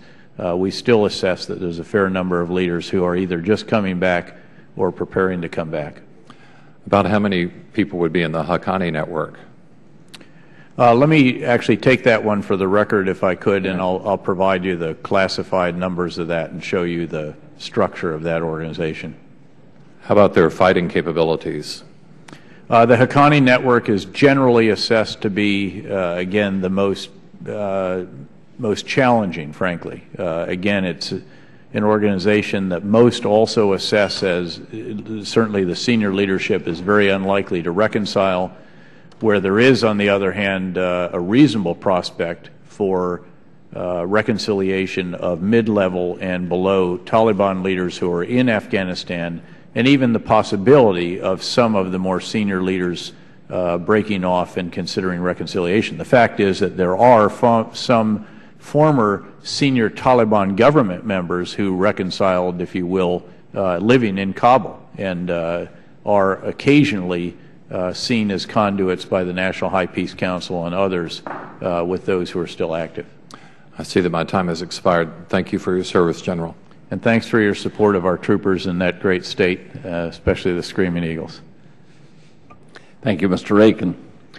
Thank you, Mr. Chairman. I'd like to sort of move forward a little bit and ask an optimistic question. Let's say that we move forward a number of years and you put together the structure, and really Afghanistan is looking pretty good. You've got your local police going and the military and all, even their support networks are somewhat developed. My first question is, then how capable are they to sustain something like that with the PAC border the way it is and with the infusion of people coming across the border? How much of a threat, and you think they could be strong enough to basically hold the border and maintain some level of civilization?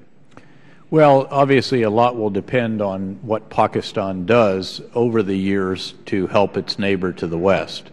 It is generally assessed that the most effective way of influencing Pakistan, in fact, is by having it see that Afghanistan is going to turn out reasonably well, that indeed the Taliban, the Haqqani Network, and some of these other organizations will not prevail, and indeed, therefore, to reassess what relationships might exist with some of these organizations and whether it's time to deal with them a bit more on Pakistani soil where they have sanctuaries, noting that the Pakistanis have sustained enormous losses in the conduct of quite an impressive counterinsurgency campaign in what used to be the Northwest Frontier Province, now Khyber Pakhtunkhwa, and then in various of the agencies of the federally administered tribal areas, while noting again that they also recognize that there is clearly more that needs to be done and that there are areas that need more attention.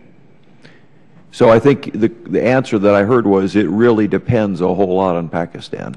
Well, clearly what happens in Afghanistan is related to what happens in Pakistan, but also vice versa, and really even more broadly regionally. I think you have to take into account the actions of Iran, the actions of the Central Asian states, and certainly India, and then even beyond that Russia and others are all very important actors in the regional context of this effort. But your point is a good example in Afghanistan kind of sets a higher bar for some of the other countries as well. Well, and it gives them reassurance as well. Clearly the Central Asian states and all the way on up to Russia are very concerned about the prospect of transnational extremism flowing out of Afghanistan together with the flow of the illegal narcotics industry. Right. That has enslaved populations, enormous segments of the population in Iran, as well as in, again, Russia, Europe, and some of that even makes its way to the United States. That was going to be my second question, General. The economy, I don't think of Afghanistan as a very well-to-do economy, and its main product apparently is heroin and poppies. How do you, in a sense, do you believe in phasing out that trade, or do you just try and eradicate it whenever you see drugs? And how does that build into an economic model to rebuild on the foundation of stability that you're trying to create? Well, first of all, we should keep in mind that there are literally trillions, with an S on the end, of dollars of minerals in the ground in Afghanistan. Now, you've got to get them out of the ground with the human capital and capacity and value chain and transportation and everything else to be able to exploit that for the good of the people of Afghanistan. But there are small steps going forward in that regard. There are more tenders out there now for some of these different opportunities, and it's our hope that this will reach critical mass, really, and they'll see an economic chain reaction take off at some point as companies realize the extraordinary potential that is there, in some cases with minerals that are in very short supply elsewhere in the world. So that's a very important component to this. The illegal narcotics industry is of concern for a number of reasons. I mean, one, of course, is that it is, again, enslaving parts of the population of not just of Afghanistan, but more so many of its neighbors and way beyond that. General, the other is that it's illegal. And how can you have rule of law in a country if the major export crop is illegal? I just, because our time's getting a little close, my question is, just from a practical point of view, when you've got people on the ground, do you say if you see it, burn it, destroy it, or whatever, how do you approach it? We, first of all, if you deprive the little guy of his livelihood, you have just created more insurgents. So, number one, if there is eradication, Afghan government-led eradication, because that's how it's done, and we might support it with an outer ring of security, but we also ensure that there is compensation so that these individuals are not out completely. Our target really is the big guys. It's the industry bosses and the labs and the large infrastructure that supports this industry that we go after, and that's our focus. Thank you, General. Thank you, Mr. Speaker. Thank you. Ms. Sanchez. Thank you, Mr. Chairman, and thank you, Madam Secretary and General, once again for being before us. I have a couple questions for you, General. We've been in Afghanistan about 10 years, and we've lost over 1,400 U.S. lives, and we've spent more than $300 billion on this military operation alone. We've invested over $26 billion in training and equipping the Afghan National Army. And although we're training more of those soldiers, I don't see that much progress with respect to stability or safety in the country. Because where I sit from, it almost seems like this war is ultimately about who can outlast whom.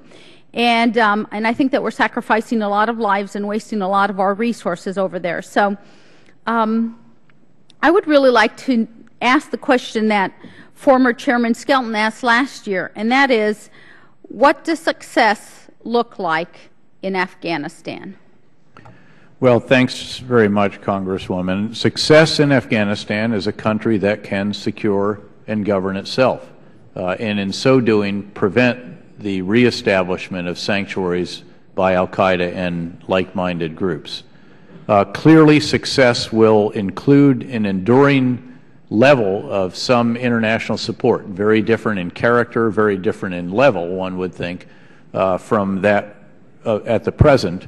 But again, I think most countries, you recently had the Australian Prime Minister here. I think she addressed Congress and talked about the importance of a commitment beyond 2014, given the recognition that Afghanistan, while it is ultimately, potentially very wealthy, certainly is not in that situation right now. General, with respect to that, there's currently 47 countries who are in this coalition with respect to Afghanistan.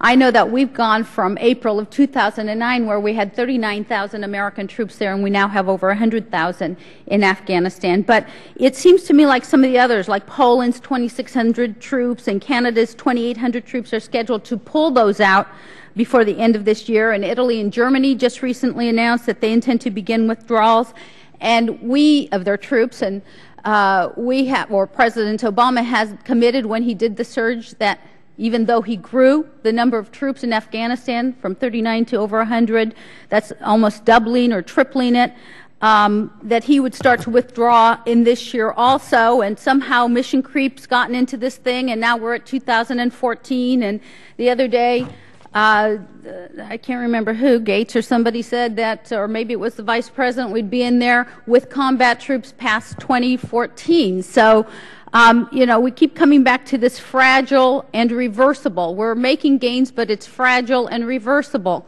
How long do you think our allies stick with us with that? How long do you think the American people stick with this? How much past 2014 will this take, in your opinion, conditions on ground? Because it seems to me like we could be here in 2019 and we'd still be in the same place, and you'd be coming before us. Maybe not you, maybe somebody else if you've had enough of it. Fragile and reversible. I mean, what does that really mean, General? I could never have enough of this. First of all, again, Canada actually is indeed going to move its combat forces out of the Kandahar area, but it has plans, as it has announced, to reinvest a substantial number of those in the train and equip mission, which is actually quite important. Because train and equip, train and equip. Everybody wants to train and equip. We spend a lot of money on train and equip, but nobody really wants to do the hard fighting. Well, we're also short 750 troops in the train and equip mission, and so these are critical trainers. And again, if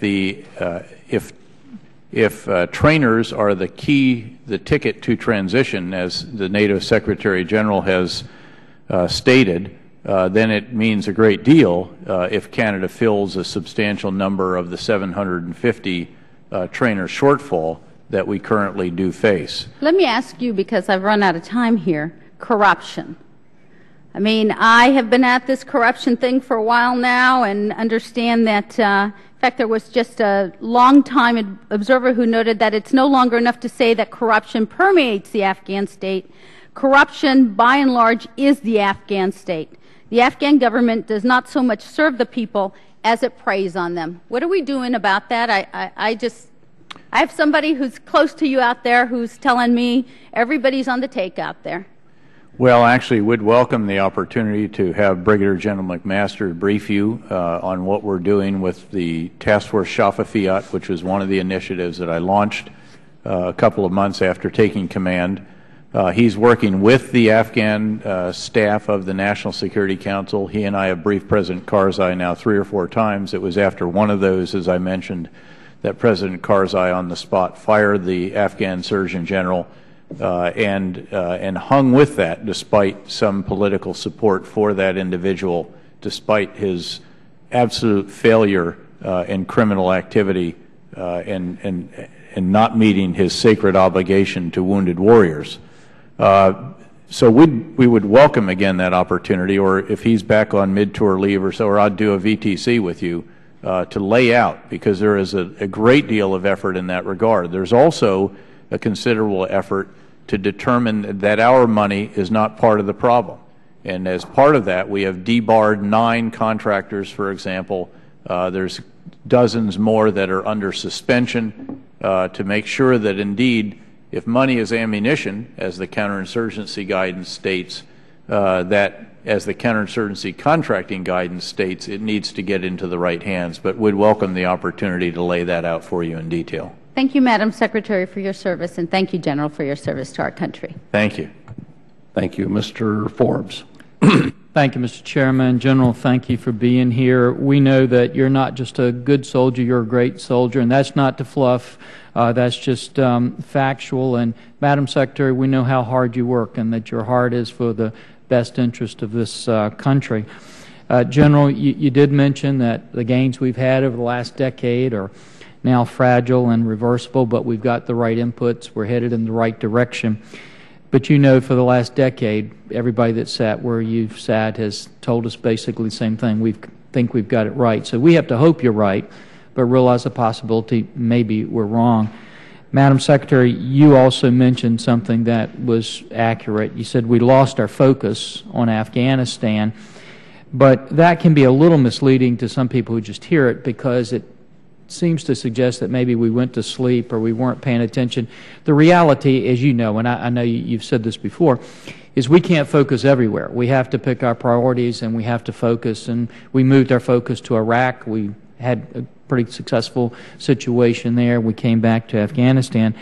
But there are those who would say that based on our focus in Afghanistan, we're now taking our focus off of other areas. Some would say South America, and we see the rise of drug cartels there. Some would say the Pacific, and we're watching the anti-access denial strategies of the Chinese, where we still have no concept to deal with that.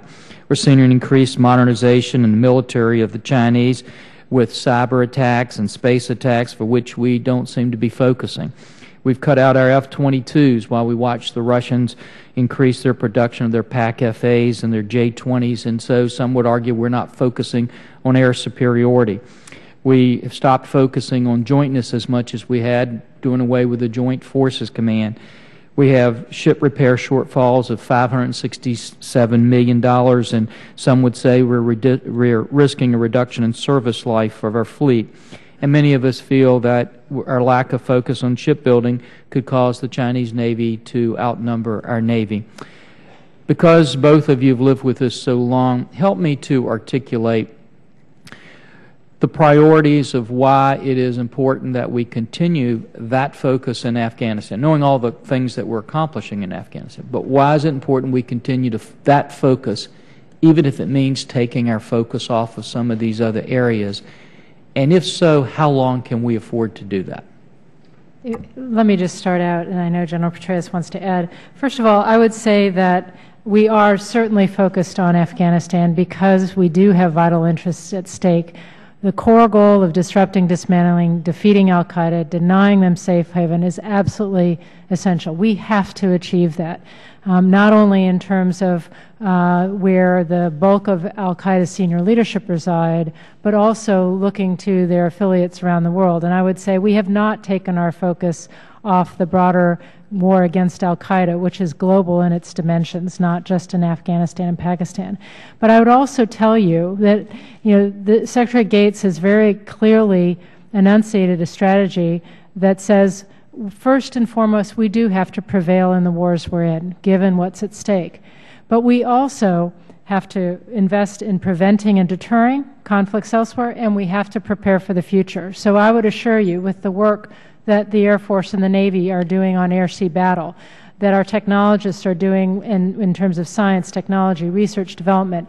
We are focused on the anti-access area denial problem like a laser, and you can look at our investment streams to track that. You can look at the efficiencies effort that's pulled money out of unnecessary overhead and plowed it back into the shipbuilding program and elsewhere. So I would argue we haven't lost our focus on those other priorities, but obviously we've got, given the stakes involved, the lives on the line, we have to maintain a focus on Afghanistan as well.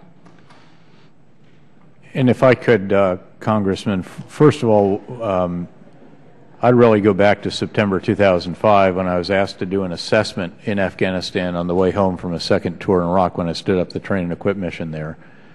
And after doing that assessment at the request of the Secretary of Defense, I went back and briefed him in the Pentagon. And this is when Afghanistan was seen as the, quote, war we were winning. And I said, Mr. Secretary, with all due respect, this is going to be the longest campaign in the long war for all the following reasons. And it had to do with the damage of 30 years of war, the lack of human capital, the lack of infrastructure, the illiteracy rates, all of the issues that we've been grappling with, and I think have come into much higher relief since that time as we have focused more on that. Over 2 years ago, 2.5 years ago, when I took command of Central Command and focused and did an assessment of Afghanistan, I concluded that we did not have the inputs right, and I stated that at that time, and I'm on the record at various times as having said that.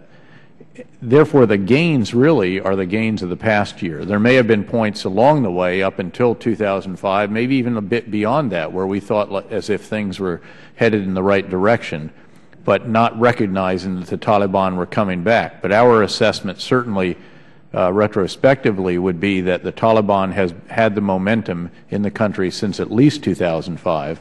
There are areas in that country that we didn't realize until we went in and took them away from the Taliban, how long they'd been there and how much infrastructure they had established there.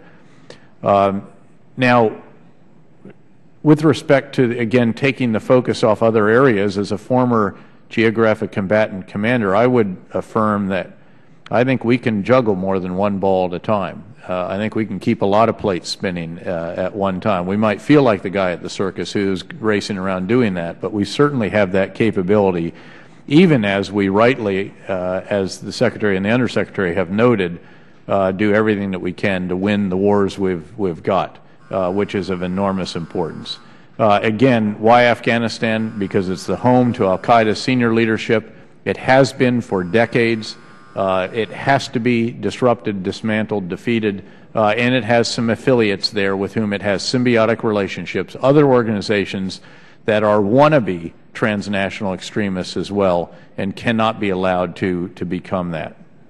Thank you, General. Thank you, Madam Secretary. Thank you. Mr. Larson.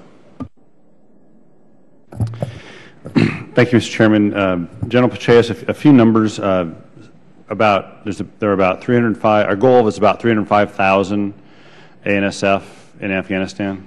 For October this year, it's 305.4, I think, is roughly what it is. Okay, all right.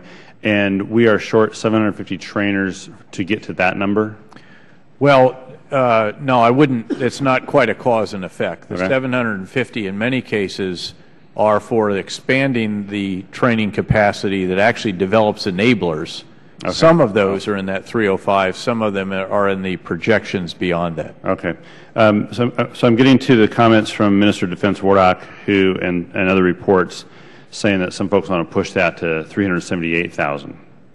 So if we're not there generally with to get to 305 with what we have, what's your assessment of getting to 378 anytime soon with what we don't have? Well, I think that we will figure out how to do it at the end of the day, even if there is a necessity of diverting perhaps some additional U.S. Forces, and they would be a mix of combat service, or combat support and combat service support, because again, now we're increasingly doing enablers, not just combat forces. Perhaps hiring more contract trainers, which is something we don't want to do. We want to draw those numbers down.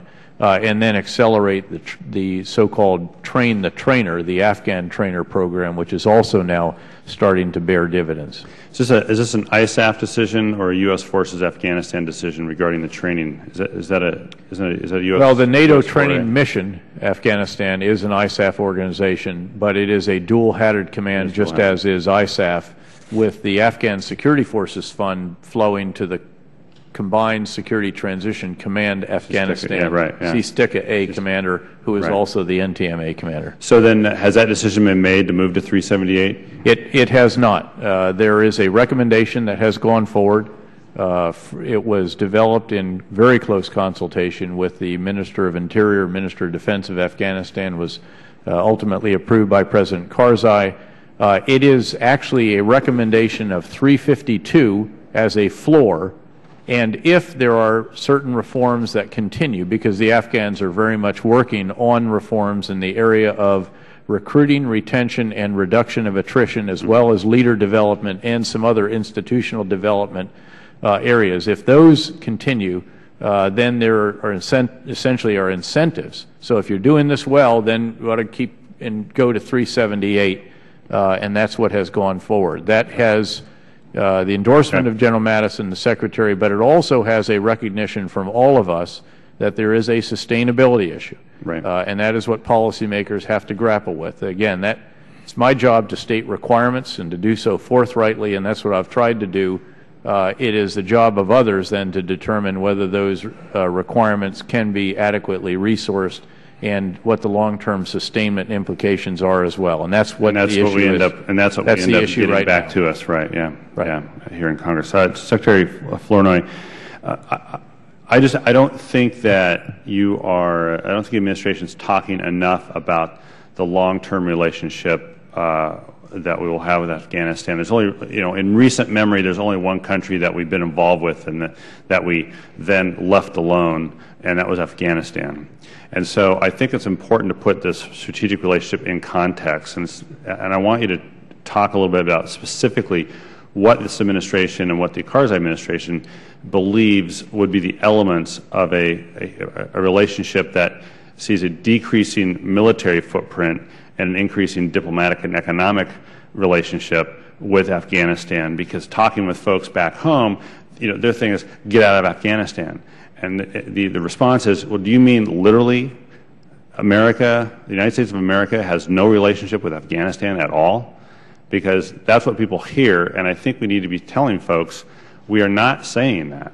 And no one is saying that. But there is a relationship that we're going to have with Afghanistan that is strategic. But can you give us, in 26 seconds, what those details might look like? And perhaps the Chairman will be kind enough to give you some forbearance. Well, I think as we begin the transition process and the cutting the front edge of the responsible drawdown, it's very important to clarify publicly and with the Afghans what a strategic partnership entails, what this enduring commitment involves. I think, first of all, you can expect to have a security cooperation or assistance component, a long-term commitment to helping the ANSF continue to grow and develop and build in capability. There will be an economic dimension. What kind of trade relations, what kind of economic assistance, what kind of collaboration on that front. There will be a political and diplomatic component, a people-to-people component. If you look at the strategic framework agreement that we came up with in Iraq as a model, it's that kind of thing, laying out the elements of a commitment on both sides to a multifaceted interaction between the two countries over time. The Chair exercises great forbearance, but if members want to use the 5 minutes to prepare their question, I will ask the witnesses to respond on the record in deference to all the other members that are sitting here that have questions to ask. Mr. Wilson. Thank you, Mr. Chairman, and I will try to conform to the standard, and it will be difficult. But first of all, Secretary Flournoy, I want to thank you for your message on behalf of the administration, and you restated it, and that is we're not abandoning Afghanistan, that there's an enduring partnership, strategic partnership, that I interpret that we will stop terrorism there to protect American families at home. I find this reassuring to the people of Afghanistan. I know that it's appreciated by our allies and our troops serving there, and I hope it's a warning to our enemies around the world that we will not abandon the people of Afghanistan. And General Petraeus, it's an honor to be back with you. I always like to point out that I'm very grateful personally. I've had 2 sons serve under your command in Afghanistan. I'm very grateful my former National Guard unit, the 218th Brigade. The people of South Carolina are very proud that they were there. 1,600 troops, the largest deployment of troops since World War II in Afghanistan to help build the Afghan Army and Police. And you trained our new Adjutant General Bob Livingston very well. And so we're very grateful. I know your success in Iraq as the co-chair of the Victory in Iraq caucus. I appreciate the success of the surge, and then I appreciate the President accepting your recommendations for surge in Afghanistan. And in my most recent visit there, I was so grateful to come back to the House floor and point out that the success of the surge is truly to encourage the people of Afghanistan, their police and their Army units. You've gained 70,000 more police and Army personnel with great leaders like General Wardock. And the American people need to know that this is also assisting with literacy, marksmanship. This is real world progress. With that, my question really is related to our longtime ally, Pakistan. Sadly, the country has been under assault by natural disasters, political instability. What is the status of our military relationship with our longtime ally? Well, first of all, Congressman, the people of South Carolina should indeed be very proud of their brigade, of the 218th, and it was great to have Bob at CENTCOM, and wonderful to see him now become the AG of the state. With respect to Pakistan, clearly it has endured innumerable challenges in recent years. Terrible natural disasters, a spread of the Tehrik-i-Taliban Pakistani that forced the initiation some 2 years ago of very tough fighting, very impressive counterinsurgency operations in which the Pakistanis have lost thousands of soldiers and also thousands of civilians. The fact is that the cooperation between Pakistan, the Afghan forces, and ISAF forces has never been better.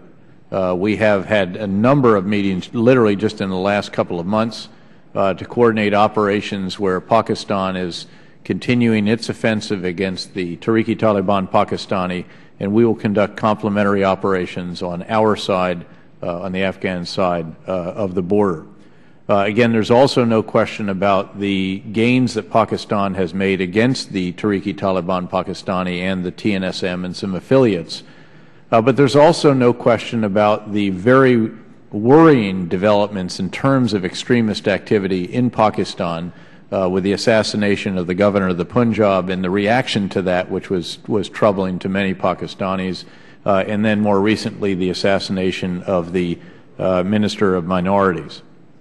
Beyond that, the Pakistanis clearly recognize, I've had many conversations with their army leadership, that more needs to be done against groups that reside in various areas of Pakistan, in North Waziristan, in Baluchistan, that are causing significant security challenges for their neighbor and their partner, Afghanistan, while also being fair to recognize that the Pakistanis would rightly state that they have put a lot of short sticks into a lot of hornets' nests in recent years, and they absolutely have to consolidate some of their gains and solidify their gains and build on them before they can take on major new fights.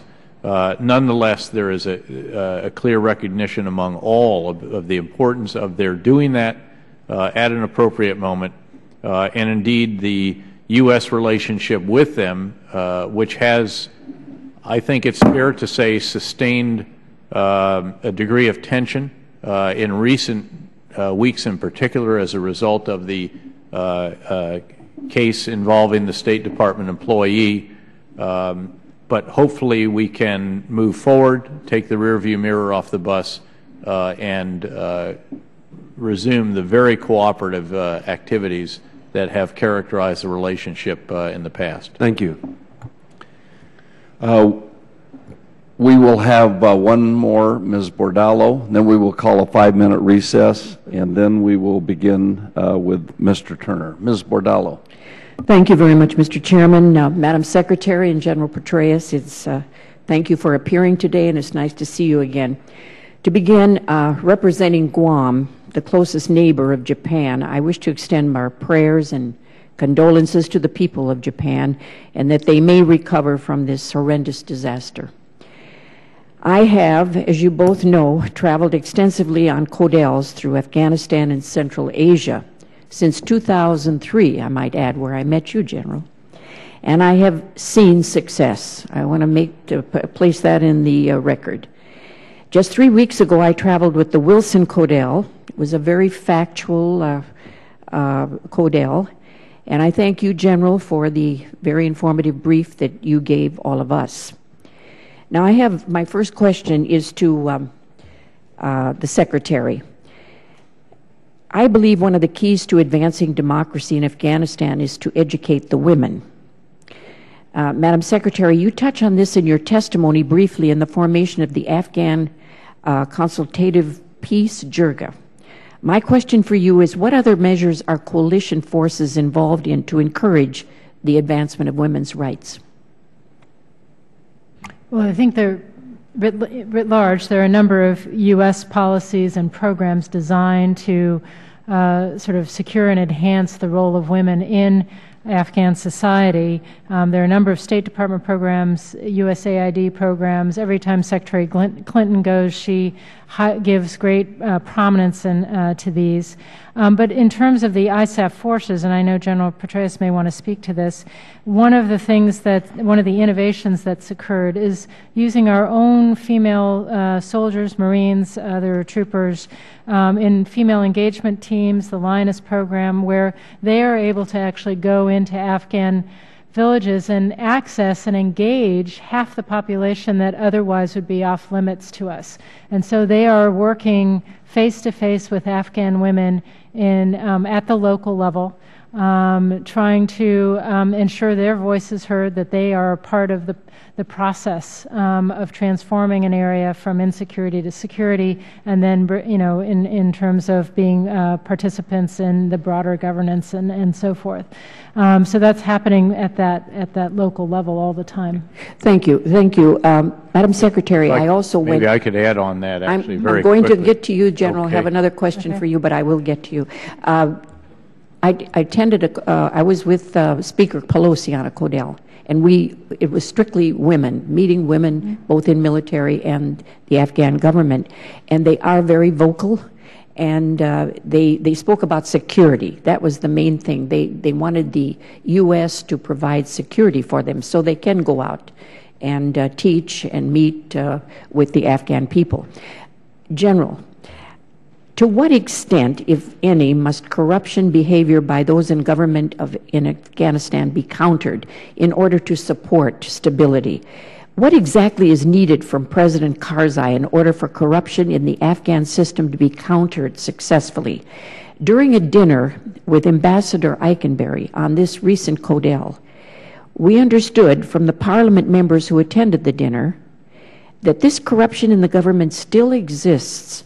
And I know this is a little out of your realm, but I think that politics and the military are commingled in Afghanistan. So if you could help us in that. I understand there isn't even a speaker yet appointed in the Parliament. Is that correct? No, actually, there was a speaker elected a couple of weeks ago, and the committee members have been being selected as well more recently. In fact, as I noted to the SASC yesterday, I think there are 10% more women in the Afghan parliament than there are in the U.S. Congress. Now, in part because there is a constitutional requirement for certain levels, but it does reflect, I think, a degree of seriousness about opportunities for women, which certainly, a very, very conservative society, there has to be constant attention to that.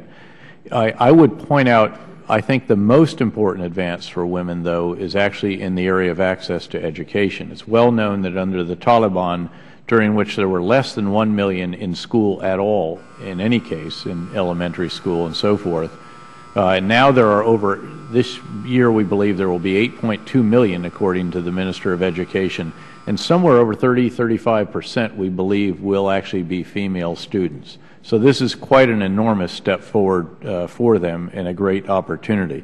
There are actually 2 Afghan female generals. There are growing numbers of Afghan female police and soldiers. Don't get me wrong, there are all kinds of barriers, institutional norms and others that have to be confronted in some of these areas, but they are proving themselves and showing to be of enormous value in these operations. Indeed, I think it's Afghan commanders that increasingly recognize the need for that. And then finally, the corruption that has to be dealt with is clearly that which threatens the institutions to which we will transition, have to transition, and that corruption which completely undermines the legitimacy of the governmental organizations which have to earn the support of the people. Thank you very much, General. Thank you, Mr. Chairman. The committee will now stand in recess. We will reconvene at 6 minutes after 12.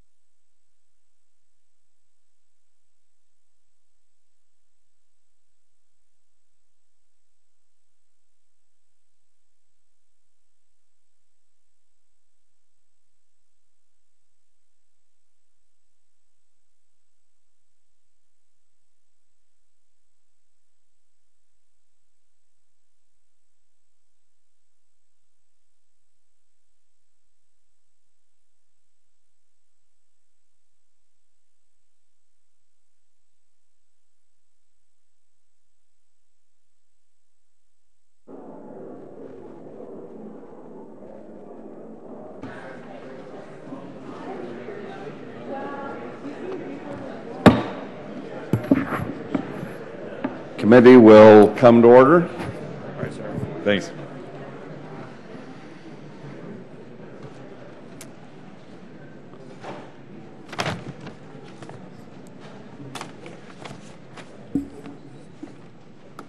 Mr. Turner is recognized for 5 minutes. Thank you, Mr. Chairman. I want to thank both of you for being here today and for your leadership on such an important issue as Afghanistan. We all know that as we look at the threats to the United States, that Afghanistan, of course, was the source of the attack from 9/11, and we appreciate that it is a security environment that must be secured for the United States and for as we go forward. General, you and I actually have had several opportunities to talk about Afghanistan. I was last in Afghanistan as you had taken the leadership position there. And my issue that I raise just about every time is the drug trade. We see, excuse me, I've got a problem with this chair. Switch chairs here.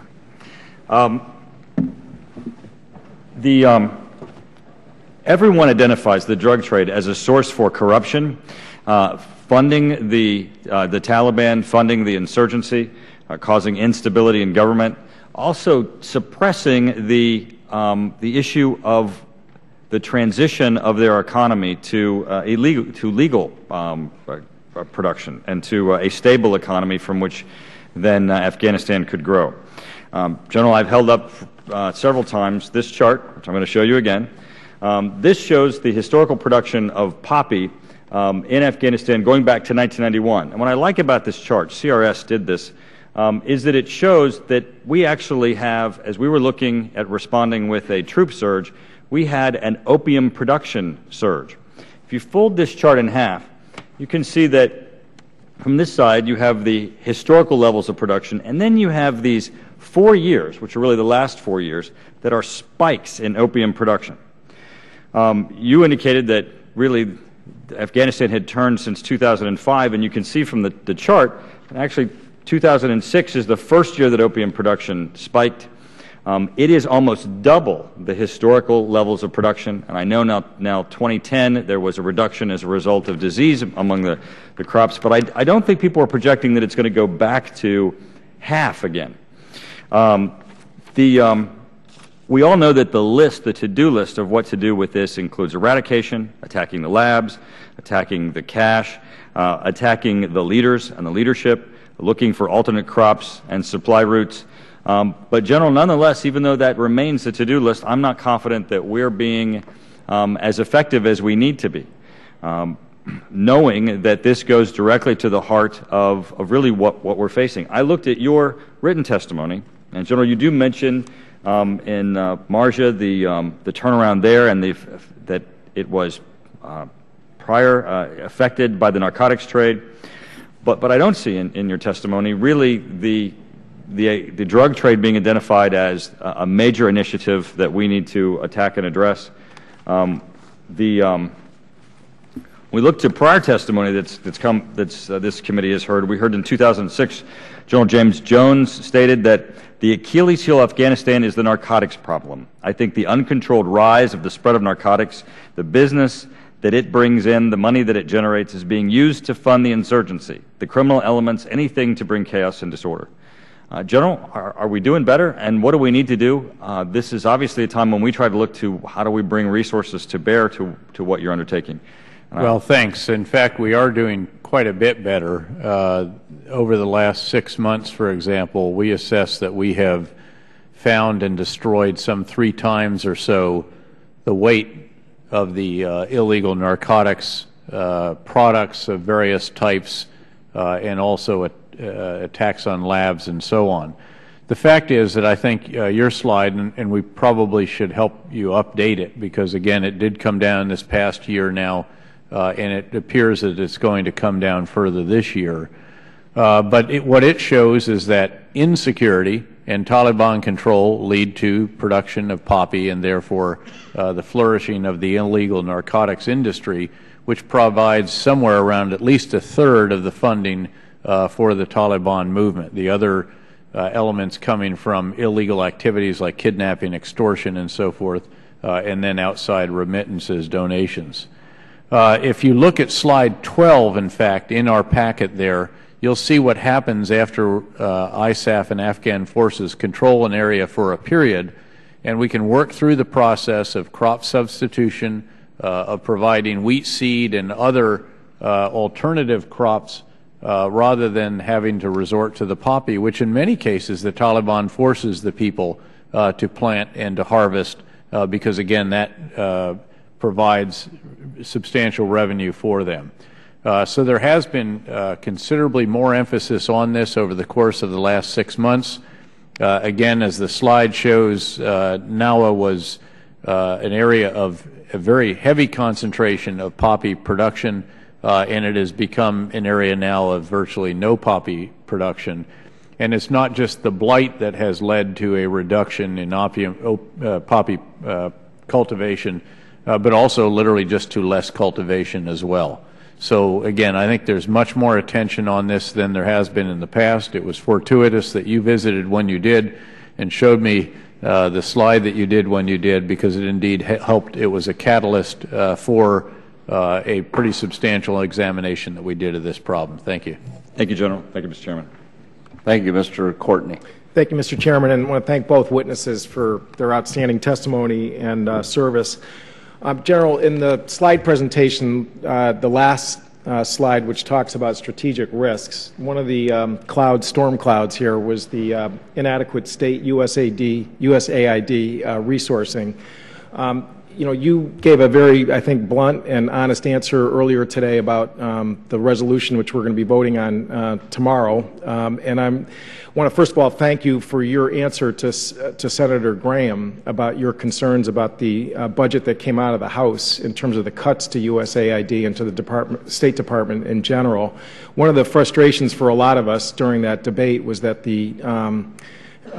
it was framed as cutting discretionary domestic spending, but in fact, obviously, the State Department and USAID was brought in to those cuts. And just to be very clear on the record here, I mean, in 2010, USAID was funded at a level of $1.42 billion. The H.R. 1 cut that to $1.3 billion, which was about a 14% reduction from what the President requested for 2011. For a lot of people, though, USAID is just an acronym. It just doesn't mean anything to the average citizen out there. And I'm just wondering if you could maybe, fill in what that means in terms of the work that USAID is doing in Afghanistan and how integral it is to a successful both diplomatic but military strategy, and the quicker we can pivot away from a military footprint in that country. Well, thanks very much, Congressman. In fact, I sent a letter to Senator Graham in response to a question that he asked of me, and it was put on the record yesterday in the SASC, and it might be worth sharing, in fact, with members of this committee. The bottom line, though, in that letter was that I stated that this category of funding, which is so essential to building on the hard-fought security gains that our troopers sacrificed so much to achieve, this category is really a national security funding issue, not just an issue of foreign assistance or some other element. Again, without that construction of governance and development on the foundation of security that is achieved by our men and women in uniform, you cannot consolidate your gains. You can't solidify them and indeed build on them, as we say.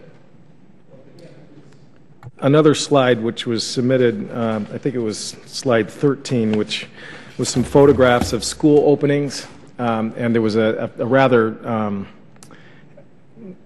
a quote, "shooting a bullet into our enemy's heart," which is a pretty vivid metaphor in the context of showing kids lining up for school. But again, it really shows the really strong connection between, and that may have been a SURF project, but nonetheless, USAID is all about school construction, and the fact is that that's how we win with that type of investment. This particular district where the school's being opened, and it's the district governor now, mind you, not us.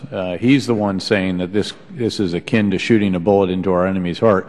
This district is Mullah Omar's hometown. And needless to say, that school was not open under the Taliban. In Marja, there were 0 schools open under the Taliban. That was a nexus of the illegal narcotics industry and the Taliban command and control. There are now 5 schools open, including a high school for the first time in, we think, almost a decade, and also 5 others that are under construction. Now, it may well be that these are SERP funded, but the idea is that we all work together. And as you know, when it comes to the Afghan Infrastructure Fund, that is jointly administered between the military and state/AID. And I don't know if the Secretary wants to mention something on that. Yeah, I would just say that at this particular point in the campaign, when we're actually getting traction on the security dimension, we're creating space for those things to happen, as General Petraeus said. You know, it's even more important now that we maintain, if not increase, the funding for some of these critical, early stabilization programs. As soon as you clear an area, OTI, the Office of Transition Initiatives, as part of USAID, goes in and immediately starts programs to engage the community. Agricultural development, which is the heart of the Afghan economy. Capacity building, so that Afghans will be more able to do for themselves over time. Dispute resolution, which goes at the heart of what the Taliban, so really competes directly with the Taliban and the role it's tried to carve out for itself. These are critical programs, and if we only fund the military piece, you can't actually get across the goal line without state and AID assistance as well. Thank you. Thank you. Mr. Klein. Thank you, Mr. Chairman. Thank you, Madam Secretary General, for being here, for your testimony, for answering the questions. Thank you, General, for hosting us. Just a few weeks ago, the Chairman and Mr. Reyes and I were out and had terrific briefings, a great chance to visit. We were concerned by some of the briefings we got on corruption, but uplifted by many others. Thank you also for your son, and please convey to Lieutenant Petraeus, well done, and thank you, certainly from me, and I suspect from the whole committee. It was surprising, almost shocking, that we could go to Marja. We could go to Marja, no body armor, walk through the market, talk to proprietors, go to a school opening, cut a ribbon for opening the school for 500 kids, 10 teachers. But tremendous progress. So Mr. Forbes said that we have to hope that you're right in your estimation of progress and anticipation of the Afghans taking over responsibility. And based on a lot of what we saw, it appears that you are right. There is certainly progress being made. And one of the places where we are definitely getting it right is the effort that General Caldwell and his folks have undertaken and are doing in training the new Afghan National Security Forces, the police, particularly seem to be, we're making progress where we didn't think it might even be possible to make progress a couple of years ago. And the brilliant idea of including literacy training in a country where you've got I think they said of these recruits that are coming in, 85% can't read or write at all. They can't even read their own name. And so now this effort to get them up to what we're calling the first grade level, C-spot run, I think is going to pay tremendous dividends in their capability, the chance for professionalism. I was just hugely heartened by that. And so when we look at the improved quality of the new members of the Afghan National Security Force with this change in how we train them, I want to go back to Mr. Larson's question about the 378,000 total in-strength, if you will, of ANSF in October of 2012, I think is the date that's being talked about. And so I have just a really simple question. Do you support that number? And I know you put a 350 and some enablers, but overall, are you supporting that goal? And do you think we can do it? I support it if and only if, again, our Afghan security force partners meet the reform goals on which they're already making progress. So they would need to continue progress in the areas of recruiting, retention, and then reduction of attrition, as well as a variety of different leader development initiatives that are critical. Indeed, without those, then it's not worth continuing it. If they do that, that is a very tangible recognition of, and in a sense, a reward for, an incentive for meeting the very important benchmarks for the continued development of quality as well as quantity. Whether they can do it will depend, in fact, on reduction of attrition in particular. They have been ahead of glide path so far in their growth and meeting their growth goals. But as this increases, of course, it becomes increasingly challenging. So we'll have to see how they do, again, in meeting the attrition reduction goals. Let me ask it the this way. answer is yes. Okay. Do you think they will do it? All right. Thank you very much, Mr. Chairman. I yield back. We like nuanced answers in today's modern military. Thank you. Mr. Loebsack. Thank you, Mr. Chair. Madam Secretary, General Petraeus, thank you for your service. Thank you for being here today. It's always good to see you at these hearings, and in the past in Afghanistan, and hopefully in the future as well, General. I'll be able to see you in Afghanistan at some point. At the outset, I do want to note that the Iowa National Guard currently has roughly 3,000 soldiers deployed in Afghanistan. That's the largest for our state since World War II, and you're kind enough to assent to a video interview with my colleague Bruce Braley when he was there most recently with the Codell. The 2nd Brigade Combat Team did deploy last summer and is operating in, I believe, 5 provinces throughout RC East. The 734th Agribusiness Development Team deployed a few months before that, and thank you, Madam Secretary, for your comments about agriculture. I'm really proud of the Iowa team that is there working in the agriculture sector. I think they're really doing a great job, the ADT. It's not Iowa, that's for sure. Having been there, I have a sense of what agriculture is like in Afghanistan. But I think it's an essential component to the strategy. And I think it's safe to say that all Iowans are very proud of our National Guard and their activities there. What I want to talk a little bit about is what we mean by legitimate governance, what we mean by successful governments, and what we mean by successful development. I'll just preface it a little bit by saying that before I became a congressman, I traveled overseas, principally to the so-called Third World, a number of times. I taught comparative politics. I know that the word nation building has not been part of the vocabulary of this administration for some time, but I'm one of those who has a lot of concerns about nation building. And I understand why folks aren't calling what we're doing necessarily nation building, but when we talk about defining success as Afghanistan being secure and able to govern itself, and part of that being able to create a legitimate governance system, and also being able to engage in successful development in a country which I think, and correct me if I'm wrong, is still about the 4th poorest country in the world, extremely poor. Having been there, I'm very aware of the lack of infrastructure, all the problems that they face. I guess my question is, how do we define things like provision of basic services, for example, when we talk about governance? Madam Secretary, if you would. Thank you. Well, I think that when you look at governance, we start bottom up at the local level to say what are the essential components. Things like a functional shura that's representative of the population, a decent district governor, a decent, non-corrupt, non-predatory police chief, some funds available for basic development programs, whether it's coming from Kabul or coming from the international community. There's some basic building blocks that, as you put them in place, really start to make a difference at the local level.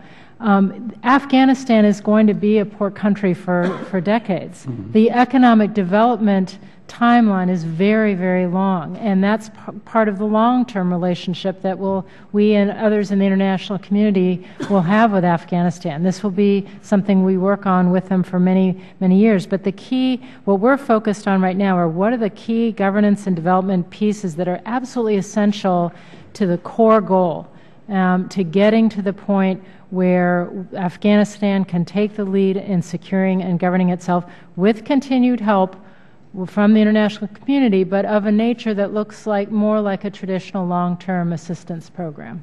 General, do you want to weigh in on that? Well, first of all, I think you're right that nation building has a bit of a pejorative connotation in this town.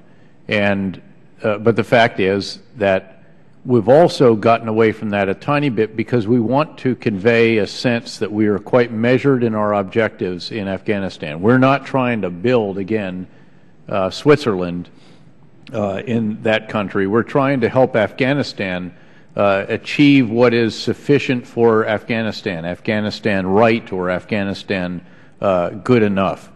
So we have measured objectives that are based on a very realistic assessment of the challenges that confront us there. Among the provision of basic services that I would add to what the Secretary described and partly embodied in the Shura Council is the issue of dispute resolution. This is an area where the Taliban can compete with Afghan local governance if it's not done well. Indeed, this is the area in which in Swat Valley, the Tehrik-e Taliban Pakistani was able to play on grievances because of the lack of speedy justice, because of the way the system was set up there in the Northwest Frontier Province. So that is another important component of this. And again, this is all part of achieving that legitimacy in the eyes of the people, governance that serves the people, that doesn't prey on them, that is transparent and sufficiently, again, representative of integrity as well. Thanks to both of you, and thank you, Mr. Chair. Thank you, Mr. Rogers. Thank you, Mr. Chairman. I want to thank the witnesses and General in particular. I want to again state I don't think any of us on this committee can often enough tell you about how much we appreciate your service and the consequent sacrifice you and your family are making. The nation owes you a great deal of gratitude. You touched on this subject in your opening statement, but I wanted to be a little bit more specific. One of the commands that you have is the Joint Urgent Operational Needs, which is for persistent surveillance systems which provide actionable intel to decision makers to counter IEDs and indirect fire and protection of convoys. Do you have enough of these systems, and if not, how many do you need? We do not have enough. There is an urgent operational needs statement in fact, a joint urgent operational needs statement, and I'll get that to you for the record, what the specifics of by each different category of intelligence, surveillance, and reconnaissance system. I will tell you that the Secretary of Defense has done an incredible job, first when I was in Iraq as the commander there, then at Central Command, and now that I'm in Afghanistan, in doing everything humanly possible to produce this as rapidly as it can come off the assembly line and out of industry, as he has done with the MRAP all-terrain vehicle and a variety of other items that we desperately have needed. You mentioned the use of blimps over there along with cameras on poles. The blimps, are they manned or unmanned? There's nobody in the blimp, but there is a team down at the base that is obviously steering the camera, and it's I forget how many people are actually part of that team typically, and then that ties into the operations center of the unit in whose area it is being employed. Excellent. And the last question I've got, it makes things simple for a simple fellow from Alabama, is when you look at the Afghan security forces and the way you found them, and then the point that they are developed now from a professional skill set level, if you consider the way you found them as 0 and the way you want them when you're gone, 10, where would you say they are on that scale, their development? First, with respect, I wouldn't want to label where they were a 0. Again, there's been enormously hard work there. And the fact that we had not gotten the inputs right doesn't mean that there wasn't a tremendous amount of productive activity in building institutions and building infrastructure and building human capital and everything else. It was just that we hadn't applied enough and in some cases didn't have the right constructs, organizations, resourcing. But I mean, there's no question that there has been significant improvement in them, again, not just in terms of quantity, but also in terms of quality, leader development, infrastructure development, and now increasingly the development of these critical enablers that are necessary so that we don't have to continue to enable them in every single category. And again, if General Caldwell and his team have done magnificent work, first in building the NATO training mission in Afghanistan, which has been a big part of this, so that we have all of the NATO countries and NATO ISAF countries engaged, not just those that are following the U.S. lead in what used to be the CSTICA organization. But now to expand it as it has, and that's particularly useful because in many cases there are skill sets required for trainers that we don't have in our inventory. You know, we don't fly Mi-17s, we don't fly some of the smaller fixed-wing aircraft, we don't use D-30 howitzers, and yet some of the former Soviet Warsaw Pact countries that are now either part of NATO or troop-contributing nations of ISAF have those skill sets and have been very helpful in that regard. Great. Thank you very much, Mr. Chairman. I yield back. Ms. Tsongas. Thank you, Mr. Chairman, and thank you, Secretary Flournoy and General Petraeus, for your testimony here this morning. I oppose President Obama's initial request for supplemental funding for the surge of an additional 30,000 troops because I had questions about our strategy in Afghanistan and Pakistan that I felt were unanswered and did not feel comfortable increasing the number of service members serving there without answers to those questions. I have been there 3 times now, and I still have strong reservations and many unanswered questions. So I'm glad you're both here, and I'm glad that the President has carried out several very deliberate assessments of the challenges we face. I want to congratulate you for establishing a timeline and benchmarks to success, which you describe as an Afghanistan, quote, that can secure and govern itself, unquote. However, I believe this timeline and these benchmarks are almost entirely dependent upon the actions of a corrupt central government and on the growth in the size and capabilities of the Afghan National Security Forces, both very difficult challenges, and you've had many questions about that today. General, the Washington Post reported a few weeks ago that we have recently made significant gains in Marja, and you've alluded to that today and talked about, as have others who've recently visited. Violence has declined, more civilians are cooperating with our forces, and last September's elections had a high voter turnout. However, this progress required the deployment of 15,000 soldiers in a full year of fighting to secure a town of less than 80,000 people. And we were supposed to be well on our way by now to securing Kandahar, a hub of Taliban activity with a population of 500,000. With progress this slow, why should we have any confidence you will hew to the timeline with substantial redeployments beginning this summer? Why should we believe that the current strategy will succeed across the rest of Afghanistan by 2014? Well, first of all, with respect, Congresswoman, I think the max number of U.S. Marines that we ever had in Marja was a bit less than 4,500, and we'll get you the exact number. I think it was a few hundred less than that. And the last I saw, I think we're down to around 1,600 now. So even though we haven't formally commenced transition in Marja, because there are a number of other issues and challenges that have to be dealt with before we can get to that point, there's no question that we have already been able to thin out our forces and have our Afghan partners expand their presence and capability. That notwithstanding, this is a tough fight, and I don't want to diminish the challenges that continue to confront us there. But the fact is that we have indeed been able to reduce our forces substantially, and that we have been able to reinvest them, if you will, in other areas further out from the population centers and then in other districts where they were needed. But, General, nevertheless, it took quite a bit longer than you initially anticipated. So not longer than I anticipated, with respect, Congresswoman. I think I'm on the record talking about how long these take. I think it is fair to say that we used some rhetoric at that time, like governance in a box that turned out not to be in the box, and that kind of thing that was unhelpful.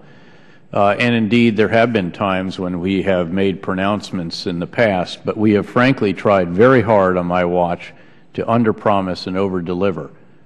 In fact, if you look at the record in my statements on Jari and Panjwai districts west of Kandahar and Arghandab and so forth, you'll see that we were very cautious in our projections of the rate of progress there. And frankly, ultimately, we did actually state that we had actually done it a little bit faster than we had anticipated. This is hard government work. It is tough fighting in very, very difficult conditions, almost like the hedgerows of Normandy in certain respects in some of these districts. And again, I would submit that on my watch as the commander that I have been very, very circumspect in projections about what it is that we will do and in explaining what we have done, and that there are a lot of caveats, and that what we have tried to do is to be as forthright as we possibly could. And nevertheless, these gains are fragile, and I think what, as that's my statement as well. And what I think you see here today is we have sort of a fork in the road, where those who see this, the fragility supporting continued investment, and those who, seeing that fragility, wonder simply how much longer can we hew to this strategy. Thank you. Thank you. Thank you. Mr. Conaway. David, Michelle, thank you all for coming this morning. David, should you give a shout out to the 101st a while ago at the Screaming Eagles? My dad served and fought with the 101st in Korea, and he was very proud of that affiliation with that fine organization. We talked a lot about corruption. There is some corruption that we can do something about in our supply chains and in our care and feeding of our team. As you push into that, let me give you a couple of questions on that about connections between U.S. contracting and corruption in Afghanistan, as well as what are the barriers that you need to identify the malign actors in the systems, and what can Congress do to give you either new tools or new authorities to deal with things that we can do something about when it comes to corruption? Well, first of all, Congressman, it's a great question, and Senator Brown and I think it was Senator Ayotte in the SASC have introduced legislation that would be quite helpful to us. It basically gives us greater authority for more rapid termination of contracts when we identify that the contractors have been carrying out essentially corrupt practices or practices that undermine what it is we're trying to do as counterinsurgents. So that would be quite helpful.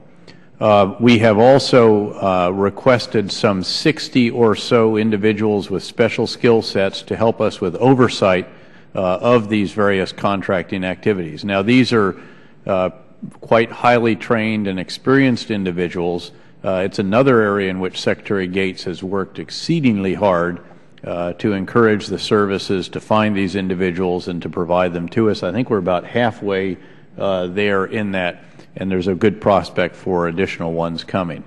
We have formed two task forces, Task Force 2010 and Task Force Spotlight. The latter focuses on the issue of private security contractors as we move forward, an area of legitimate and understandable concern to President Karzai, as they could take on the role of extra-legal armed groups if not careful, without insufficient oversight. And then the other is looking at all contracts. And we've reviewed several hundred contracts to this point. There is a small percentage of those that we have identified in which there have been activities ongoing that either, again, undermine our counterinsurgency effort or corrupt, or a combination of the two. And in those cases, we have indeed debarred 9 contractors, and then there are a couple dozen more, a few dozen more that are under suspension with the possibility of debarment. Yeah. Will this legislation give you access to the books and records of the contractors that you may not have access to now?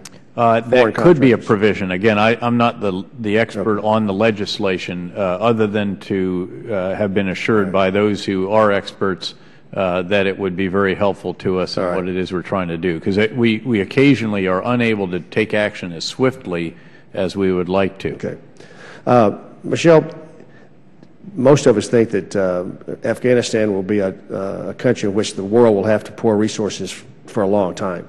Can you give us some sort of a scope as to what we currently spend there as a ISAF written large versus the Afghan economy, and what are the state, or what are y'all's plans, post our leaving, whatever that might be, from troops? And the Afghanis have got the national police in place, and the National Army is in place, the local police are in place, and all that's working. Can you give us some sort of a scope as to how that country contends continues to fund that infrastructure of security. Congressman, I'd like to get back to you on the figures, particularly the comparison between what we are spending versus the Afghan GDP. So if that's okay, I'll take that and get back to you with the figures on the record. But I think, we are seeing the beginnings of growth in the Afghan economy as they bring their agricultural sector back. But I think long term, the key elements are going to be creating the capacity to really build a strategic minerals extraction industry that actually benefits the Afghan people and the Afghan government, not just the foreign companies who come in, although there will be benefits for them as well. Yep. Building a whole, they really don't have a customs taxation. They have no real revenue generation system that's above board and that's sort of formalized and so forth. And so part of what we're doing is providing advisors to the various ministries, particularly the finance ministry, to help them put some of these structures and systems in place. All right. Please don't bring our Internal Revenue Code over there as a go-by. That doesn't work. Okay. So thank you for your service. Appreciate it. Thank you. Ms. Pingree. Thank you, Mr. Chair. Thank you, Secretary Flournoy and General Petraeus, for joining us today. I know it's been a long day already, and I can see you're down at the bottom row, so congratulations on making it this far. And I want to reiterate what many of my colleagues have said. That's that we all truly appreciate the hard work and sacrifice of both of you and the troops that you lead. And coming from the state of Maine, where we do have National Guard deployed and have sent so many of our citizens to this and other wars, we know what this sacrifice is. Also in Maine, when we look at the costs of this war, we feel that there's been an extraordinarily high burden to our state. When you divide that up, it's about $3.4 billion, the cost of our state residents in paying for the war in Afghanistan. And I continue to hear from my constituents about the astronomical costs that we have here, both in our lives lost and the resources we sacrifice at home to support the ongoing mission. I want to talk a little bit about that. As we've seen earlier, 75% of Americans have said that a substantial number of combat troops should be removed from Afghanistan this summer, according to a Washington Post poll released this week. Many, like myself, are deeply concerned that this will not be a reality come July, and I think we know that's true. Every day, more and more Americans are looking for an end to this war, but as we sit here and talk about it, there really doesn't seem to be a soon end in sight. DoD budget documents have forecasted a drop of U.S. troops in Afghanistan from 102,000 to 98,250. That's only 3.5% reduction, which can hardly be described as an accelerated transition. In the President's final orders for escalation, he defined the mission of escalation as setting conditions for accelerated transition to Afghan authorities beginning in this July. However, I believe there's a lack of transparency and accountability, and this has raised some serious concerns and has also made it more challenging to fully understand some of the conditions on the ground. In recent months, I believe there's been a significant reduction in information about the war in Afghanistan coming from the Pentagon. For example, you've made it clear that a key ingredient to a successful counterinsurgency strategy is for the population in Afghanistan to support and have confidence in their government. As you once put it, and I know you have again, you cannot kill or capture your way to victory in Afghanistan. This makes it hard to understand why data collected quarterly about the support of Afghans, the support that they have for their government, was dropped from your most recent report to Congress in November of 2010. I'm interested in knowing whether this decision has been made to no longer collect this data, and if the decision has not been made, why it was omitted from the report. One of my major concerns, as well as the loss of life, and one that I share with my constituents, is if taxpayer dollars are being used appropriately. Reports by the GAO, Special Inspector General for Afghan Reconstruction, and others have raised serious concerns about the potential waste of U.S. taxpayer dollars associated with security and reconstruction efforts in Afghanistan. Last April, the Department of Defense reported that Afghan Civil Service Support, ACSS program, will disperse $85 million in support of civil service reform efforts from January 2010 through the end of the project in February 2011. The Department also reported that the U.S. government was transferring $30 million directly to the Afghan Ministry of Finance to support the Civilian Technical Assistance Plan. And in FY 2010, $1 billion was appropriated for the Commander's Emergency Response Program, with the goal of continuing reconstruction and development work. I know you have spoken in support of that program, but I have serious concerns about how it is spent and have not seen any accounting to Congress about how those U.S. taxpayer dollars have been spent. I know this is a lot of information to provide in my last minute and would be happy to see it in writing, but I would like to know more, and I would like the committee to have more information about how U.S. taxpayer funds in the Commander's Emergency Response Program have been used and what objectives that funding has achieved.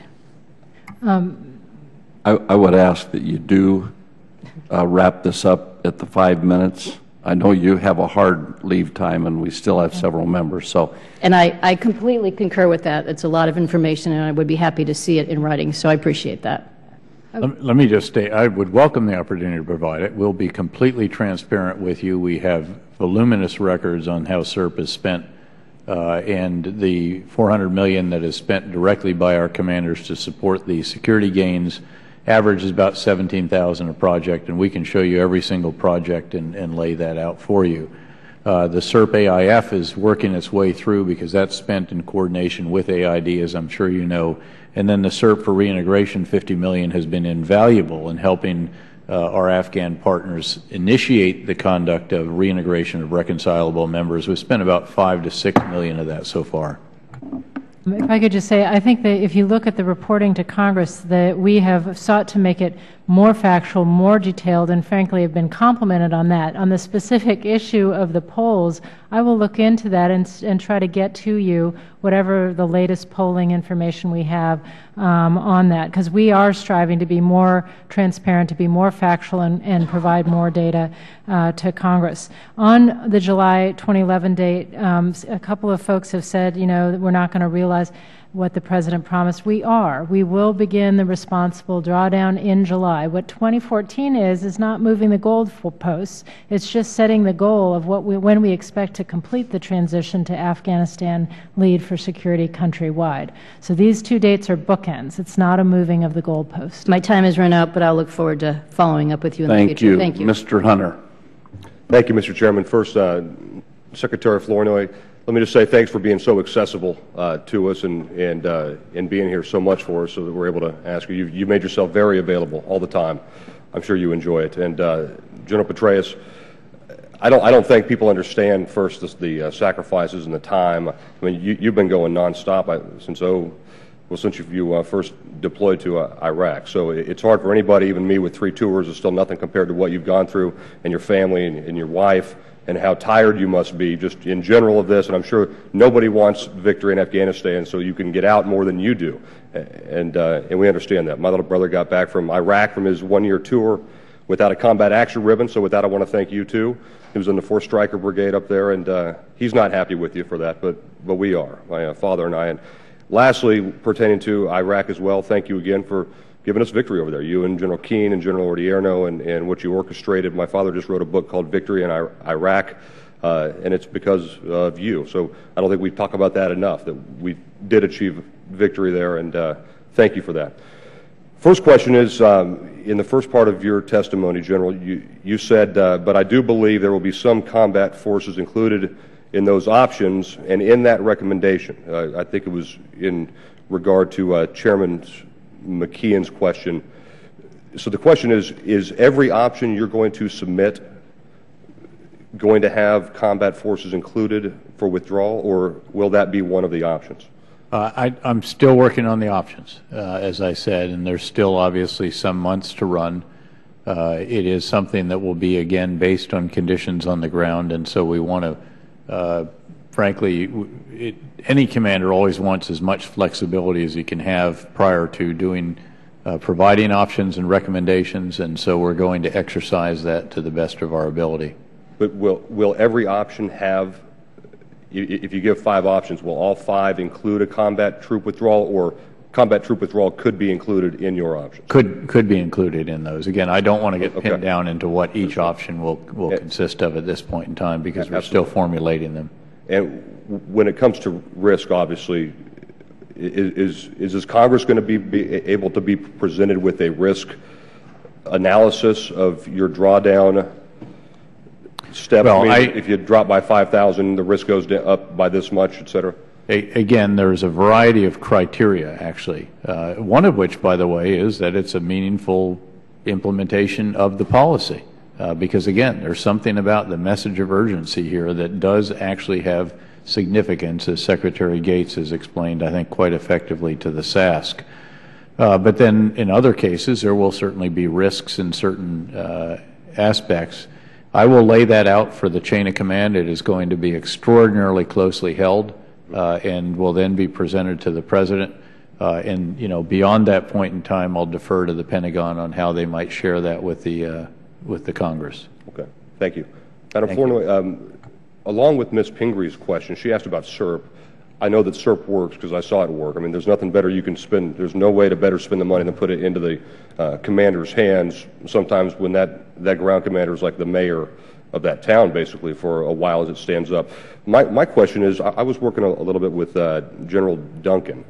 I think Arnie Duncan. Is it, no, not Arnie Duncan. Trying to think of his first name. He was the IG for USAID. Arnie Fields. Arnie Fields, sorry. Arnie Fields. Too many Duncans and Arnies. And he's no longer there. But we were looking into how aid is being spent. And on the State Department side, I think that's a big question a lot of folks have, because the military keeps extraordinary records. The State Department side doesn't always. Who's in charge now for further on contact from me? Who should we be contacting to make sure that aid money is being spent appropriately? Because we've all heard these $100 million bungles that USAID has done. Sure. I think the two people who are really providing the critical oversight are the new Deputy Secretary of State, Tom Nides, and the head of USAID, Raj Shah. They have provided pretty clear guidance, policy guidance on what the priorities should be. Down at the embassy level, that has been integrated as the civilian dimensions of an integrated campaign plan with ISAF. And there are oversight levels down at the embassy level as well. But I think they would be happy to come in and explain to you how that works and how it's integrated with the military campaign. And I'm going to finish early. Thank you, Mr. Chairman. Thank you both so much for your service. Thank you. Mr. Johnson. Thank you, Mr. Chairman. And thank you, Undersecretary Flournoy and General Petraeus, for your service to the nation. Thank you for being here today. General Petraeus, you have done something that perhaps many people didn't think could be done, and that was to establish an orderly withdrawal from Iraq. I know of nobody who says anything like we failed over there, even though it was a mission that should not have been undertaken, in my opinion. But nevertheless, we're in a bad situation. We're starting to draw down. We've drawn down considerably, quite a few troops there.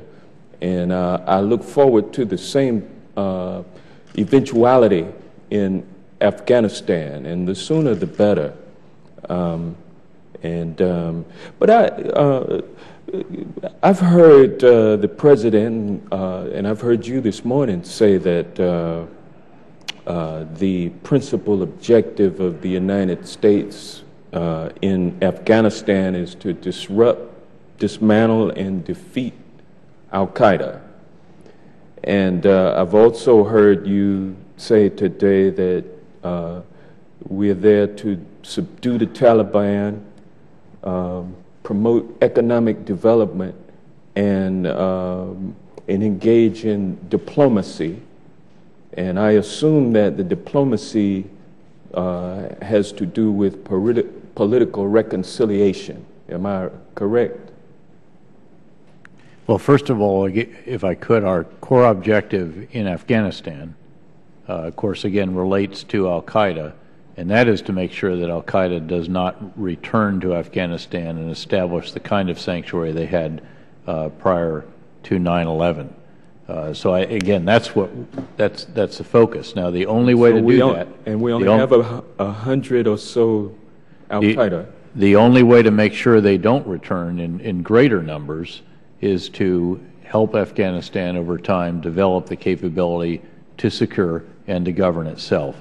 And that leads to the need for the comprehensive civil-military campaign that I've described to you this morning. I see. So we have moved past the subdue, disrupt, dismantle, and defeat al-Qaeda, per se, and now we're on that second strategy of subduing the Taliban. How many of those, how many people would you say we are engaged with militarily in Afghanistan in terms of the opposition?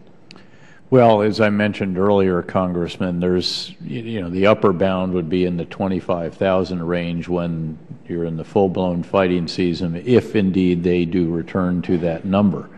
And given the losses sustained by mid-level leaders and a number of the fighters, we'll have to see, indeed, how that transpires this spring and this summer. It is not at that level, certainly, right now.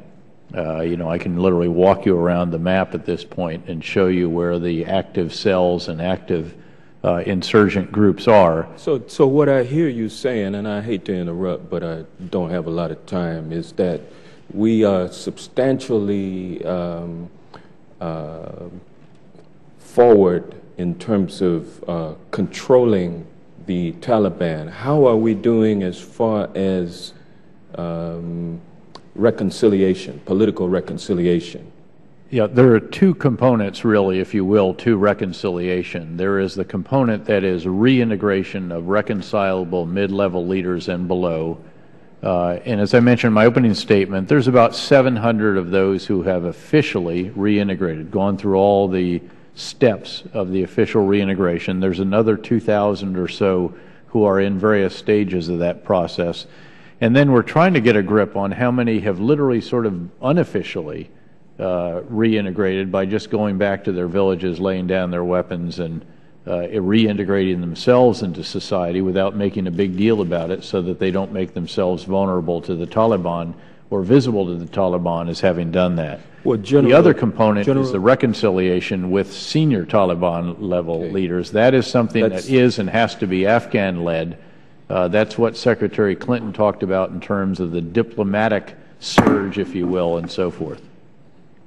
Thank you. Mr. Kaufman. Thank you, Congressman. Thank you, Mr. Chairman, and thank you, General Petraeus and Madam Secretary, for your service to our country. The Secretary of Defense recently said at a speech at West Point that if a general came up to him and recommended that we do the similar action, that we invade, pacify, and worse the effect, engage in nation building again, that he would say absolutely not. And I just want to second that. And I think we have significant, security interest in Afghanistan. And I think we don't want the Taliban to take over the country, to make that a permissive environment whereby they could leverage that as a nation state to further destabilize Pakistan, to assist the Taliban on the other side of the Durand line, that we need some basis for which we can launch attacks against al-Qaeda in the Fatah areas of Pakistan. So I think that those are certainly significant, but we seem to have taken the most costly approach to achieve our security interest in Afghanistan, spending over $100 billion a year, and that the American taxpayers will be on the hook indefinitely.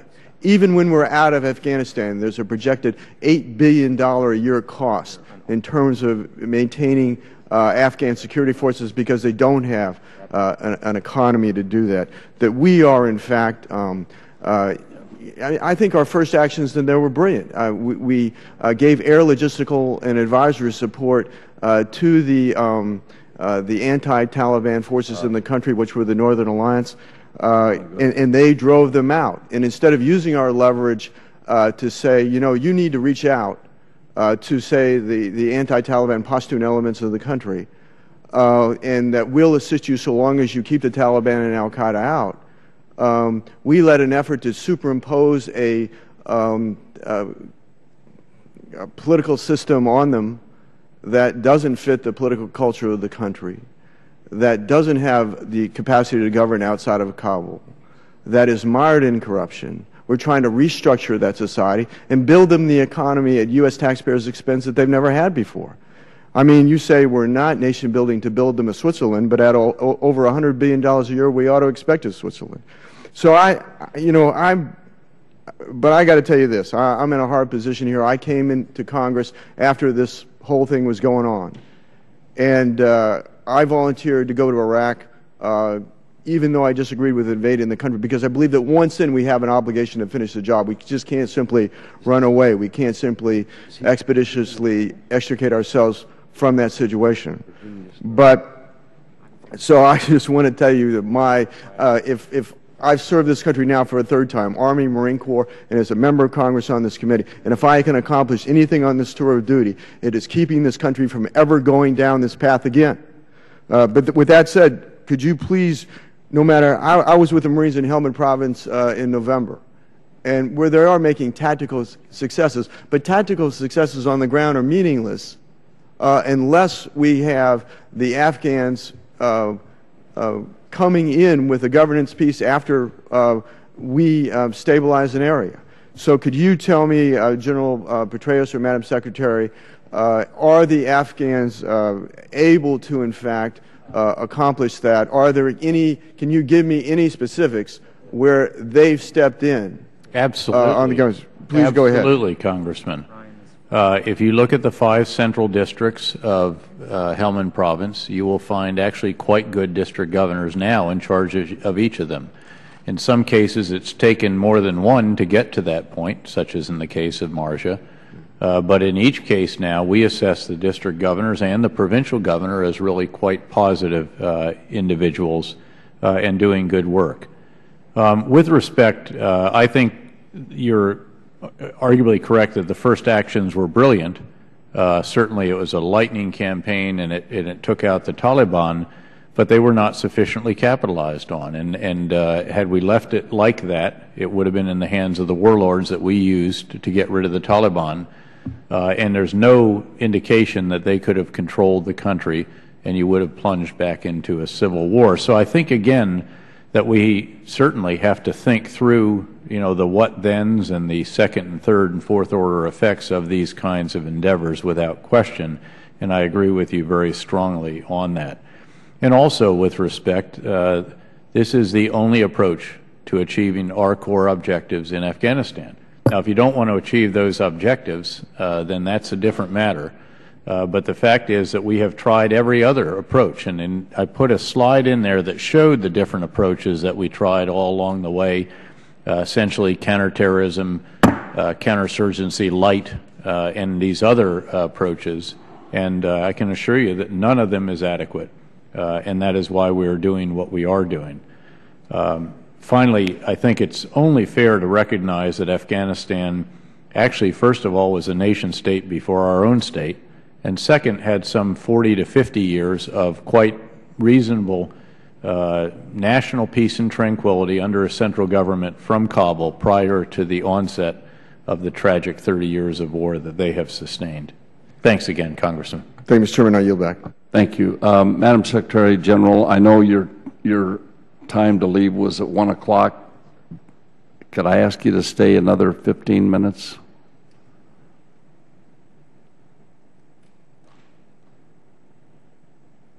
I think we can do another 10 minutes, but we're actually meeting with the former speaker is our next appointment, well, at least on my side. Then let's stay another 20. Well, Mr. West. Trying to give equal. Thank you so much, Mr. Chairman, and thank you, Secretary Flournoy, and also General Petraeus, all the way, sir. Spent 2.5 years in Afghanistan, June '05 to November '07, and I'm looking forward to getting back over there to visit with you in a couple of months. But based upon my recent trip to Guantanamo Bay and also some of the issues that we know we're having at Polacharki Prison, how is the administration planning to handle the transfer or release of high-value detainees and third-country nationals when withdrawal occurs? And specifically, I'm looking at how are we planning to release or transfer these populations of detainees who are members of al-Qaeda and affiliated splinter groups without placing our national security at risk? First of all, thanks for what you did do there, and we do look forward to getting another master paratrooper back out there with us. With respect to Polisharky, there's actually been substantial improvement there. In fact, there was an article in the Washington Post about Polisharky that are individuals who are in charge of helping the Afghan and also the State Department INL individuals with actually provided some updated information for them. There are still significant areas in which there need to be improvements there, but we have actually focused a fair amount with the Joint Task Force 435, not just on ensuring that the detention facility in Parwan, which is the new facility at Bagram Air Base, not the old one, is truly is an international organization that monitors now this that we're not allowed to use the name of, but calls it the gold standard in detention operations. And we're seeking to help our Afghan partners as well, because indeed you do have to take bad guys off the battlefield in a counterinsurgency operation, and they can't be broken out as they were broken out of the prison down in Kandahar on an annual basis. And there hasn't been a jailbreak down there annually since in the last year and a half either. With respect to the third country detainees, this is a substantial policy issue, and I'm happy to hand off to the USDP on that one. So we do have a number of third country nationals in the facility at Parwan at Bagram.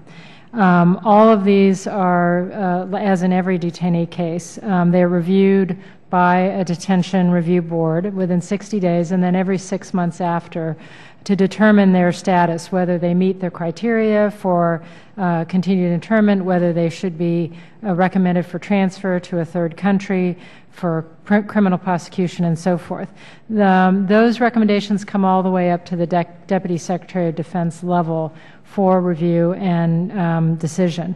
If we were to have additional third country nationals captured in Afghanistan, they would be brought to that facility. That facility is not part of what is going to be transferred to Afghan control as we transition responsibility for detention operations. And if I could just add, by the way, we have actually begun the process of transition in the detention arena as well.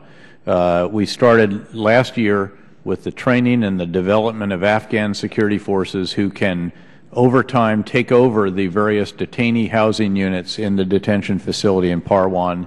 They already control the first one. There's a couple of hundred Afghan detainees who have been transitioned to them. And the process is that we provide the basis for which they were detained, which is in our system, if you will, a national security threat under the UN Security Council resolution that gives us this authority. But then we help them establish the case for charging them under Afghan law. And interestingly, biometrics and other forensics have proven to be very helpful and very persuasive that we get off, for example, improvised explosive devices and so forth. And as I said, that process has begun already, and a couple hundred have already been transitioned, and it's accelerating as we go along. Well, thank you very much, sir, and I'll see you over in the box, and I yield back to the chairman. Thank you. Thank you. Mr. Ryan. Thank you, Mr. Chairman. Appreciate the opportunity to speak. Thank you for sticking around. I guess it's appropriate that this may be the final question or final bit of conversation that we have. It's the issue of suicides among our soldiers. From 2005 to 2009, we've had 1,100 soldiers commit suicide, one every 36 hours. Report in Navy Times said that 7.3% of Army, Navy, and Marines have thought about attempting suicide. Have we changed any of our pre-deployment training or training in general to try to help diminish these numbers a bit? We have. We've also taken a number of steps in theater in a whole host of different ways, everything from increasing the staffing of medical professionals who deal with this to the training of leaders to identify individuals who might be at risk, and literally training of all to be willing to raise one's hand and not feel as if it's just unacceptable to say that, hey, I'm feeling under some considerable stress and so forth, and would like to talk to someone about it. Touch wood, but the rate in Afghanistan has been significantly less since these have been instituted. There are also significant policies, of course, that have been enacted for post-deployment, because that's really where the challenges are. That is not something I've obviously had oversight of as a commander in Afghanistan, but I've obviously monitored it as an Army four-star with the Vice Chief of Staff of the Army and the Chief of Staff directing a number of actions for the post-deployment period as well. And the Undersecretary might want to supplement that. I could just add, there's intense interest and concern on the part of the Secretary, the Chiefs, the Service Secretaries about this issue. Interestingly, from what we can tell, the data suggests there is not a strong correlation with deployment. In terms of the rates don't increase based on time deployed or numbers of deployments. But in any case, there's an intensive effort for a broad education effort on how to identify the signs, giving people the sense that they can come forward with concerns without taking risk in their careers, much more resourcing of prevention programs, greater availability of prevention programs, and just a much broader set of efforts to get at overall stress on the force, whether it manifests itself in this way or in other things like divorce rates or PTSD and so forth. So this has really risen to the level of getting strategic level attention in the Department. Well, I appreciate that, and I think a lot of these numbers don't include those people who also get in car accidents because they're drinking and driving and substance abuse, and you guys know the whole routine. And I wanted to bring this up to you primarily because, General Petraeus, you're the preeminent military man in our country today. And I wanted to just bring to your attention, and you guys probably know some of this already, but the recent brain science, the field of neuroplasticity, gives great hope to some of these soldiers. And I want to point you to a study and a program called Mind Fitness by Elizabeth Stanley, who's over in Georgetown, with a neuroscientist, Amishi Jha. And they did this study, and it's basically dealing with working memory capacity and how through the training, through this Mind Fitness training, and they studied about 30 Marines, through the Mind Fitness training, you can actually build up resiliency within the working memory capacity. And studies have shown outside of the military, increased working memory capacity has all kinds of benefits that I think would benefit the soldier.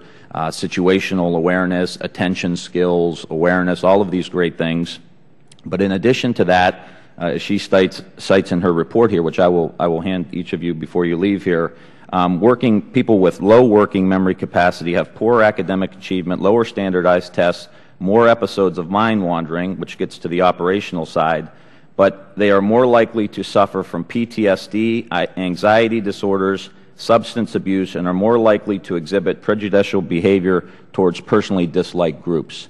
So the point is, I think a part of our training pre-deployment can be working on increasing this working memory capacity as a buffer throughout the deployment and possibly an opportunity. So a lot more studies have to be done. I wanted to take this opportunity to bring it to your attention because I think it really can be transformational for how we train our troops.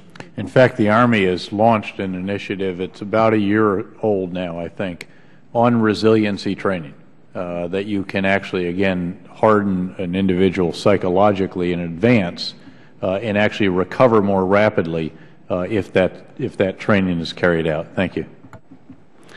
Madam Secretary General, I know that you've given us an additional 15 minutes. I thank you for your patience, and let the former speaker know we're sorry that you're late, and we appreciate her patience. What I would ask, we have 4 other members here that have been patient but are not able to get their questions in. If they put them to you in writing, would you please respond to them? Absolutely, Mr. Chairman. Thank you very much. This Thank you. hearing will stand and be adjourned. Thank you very much.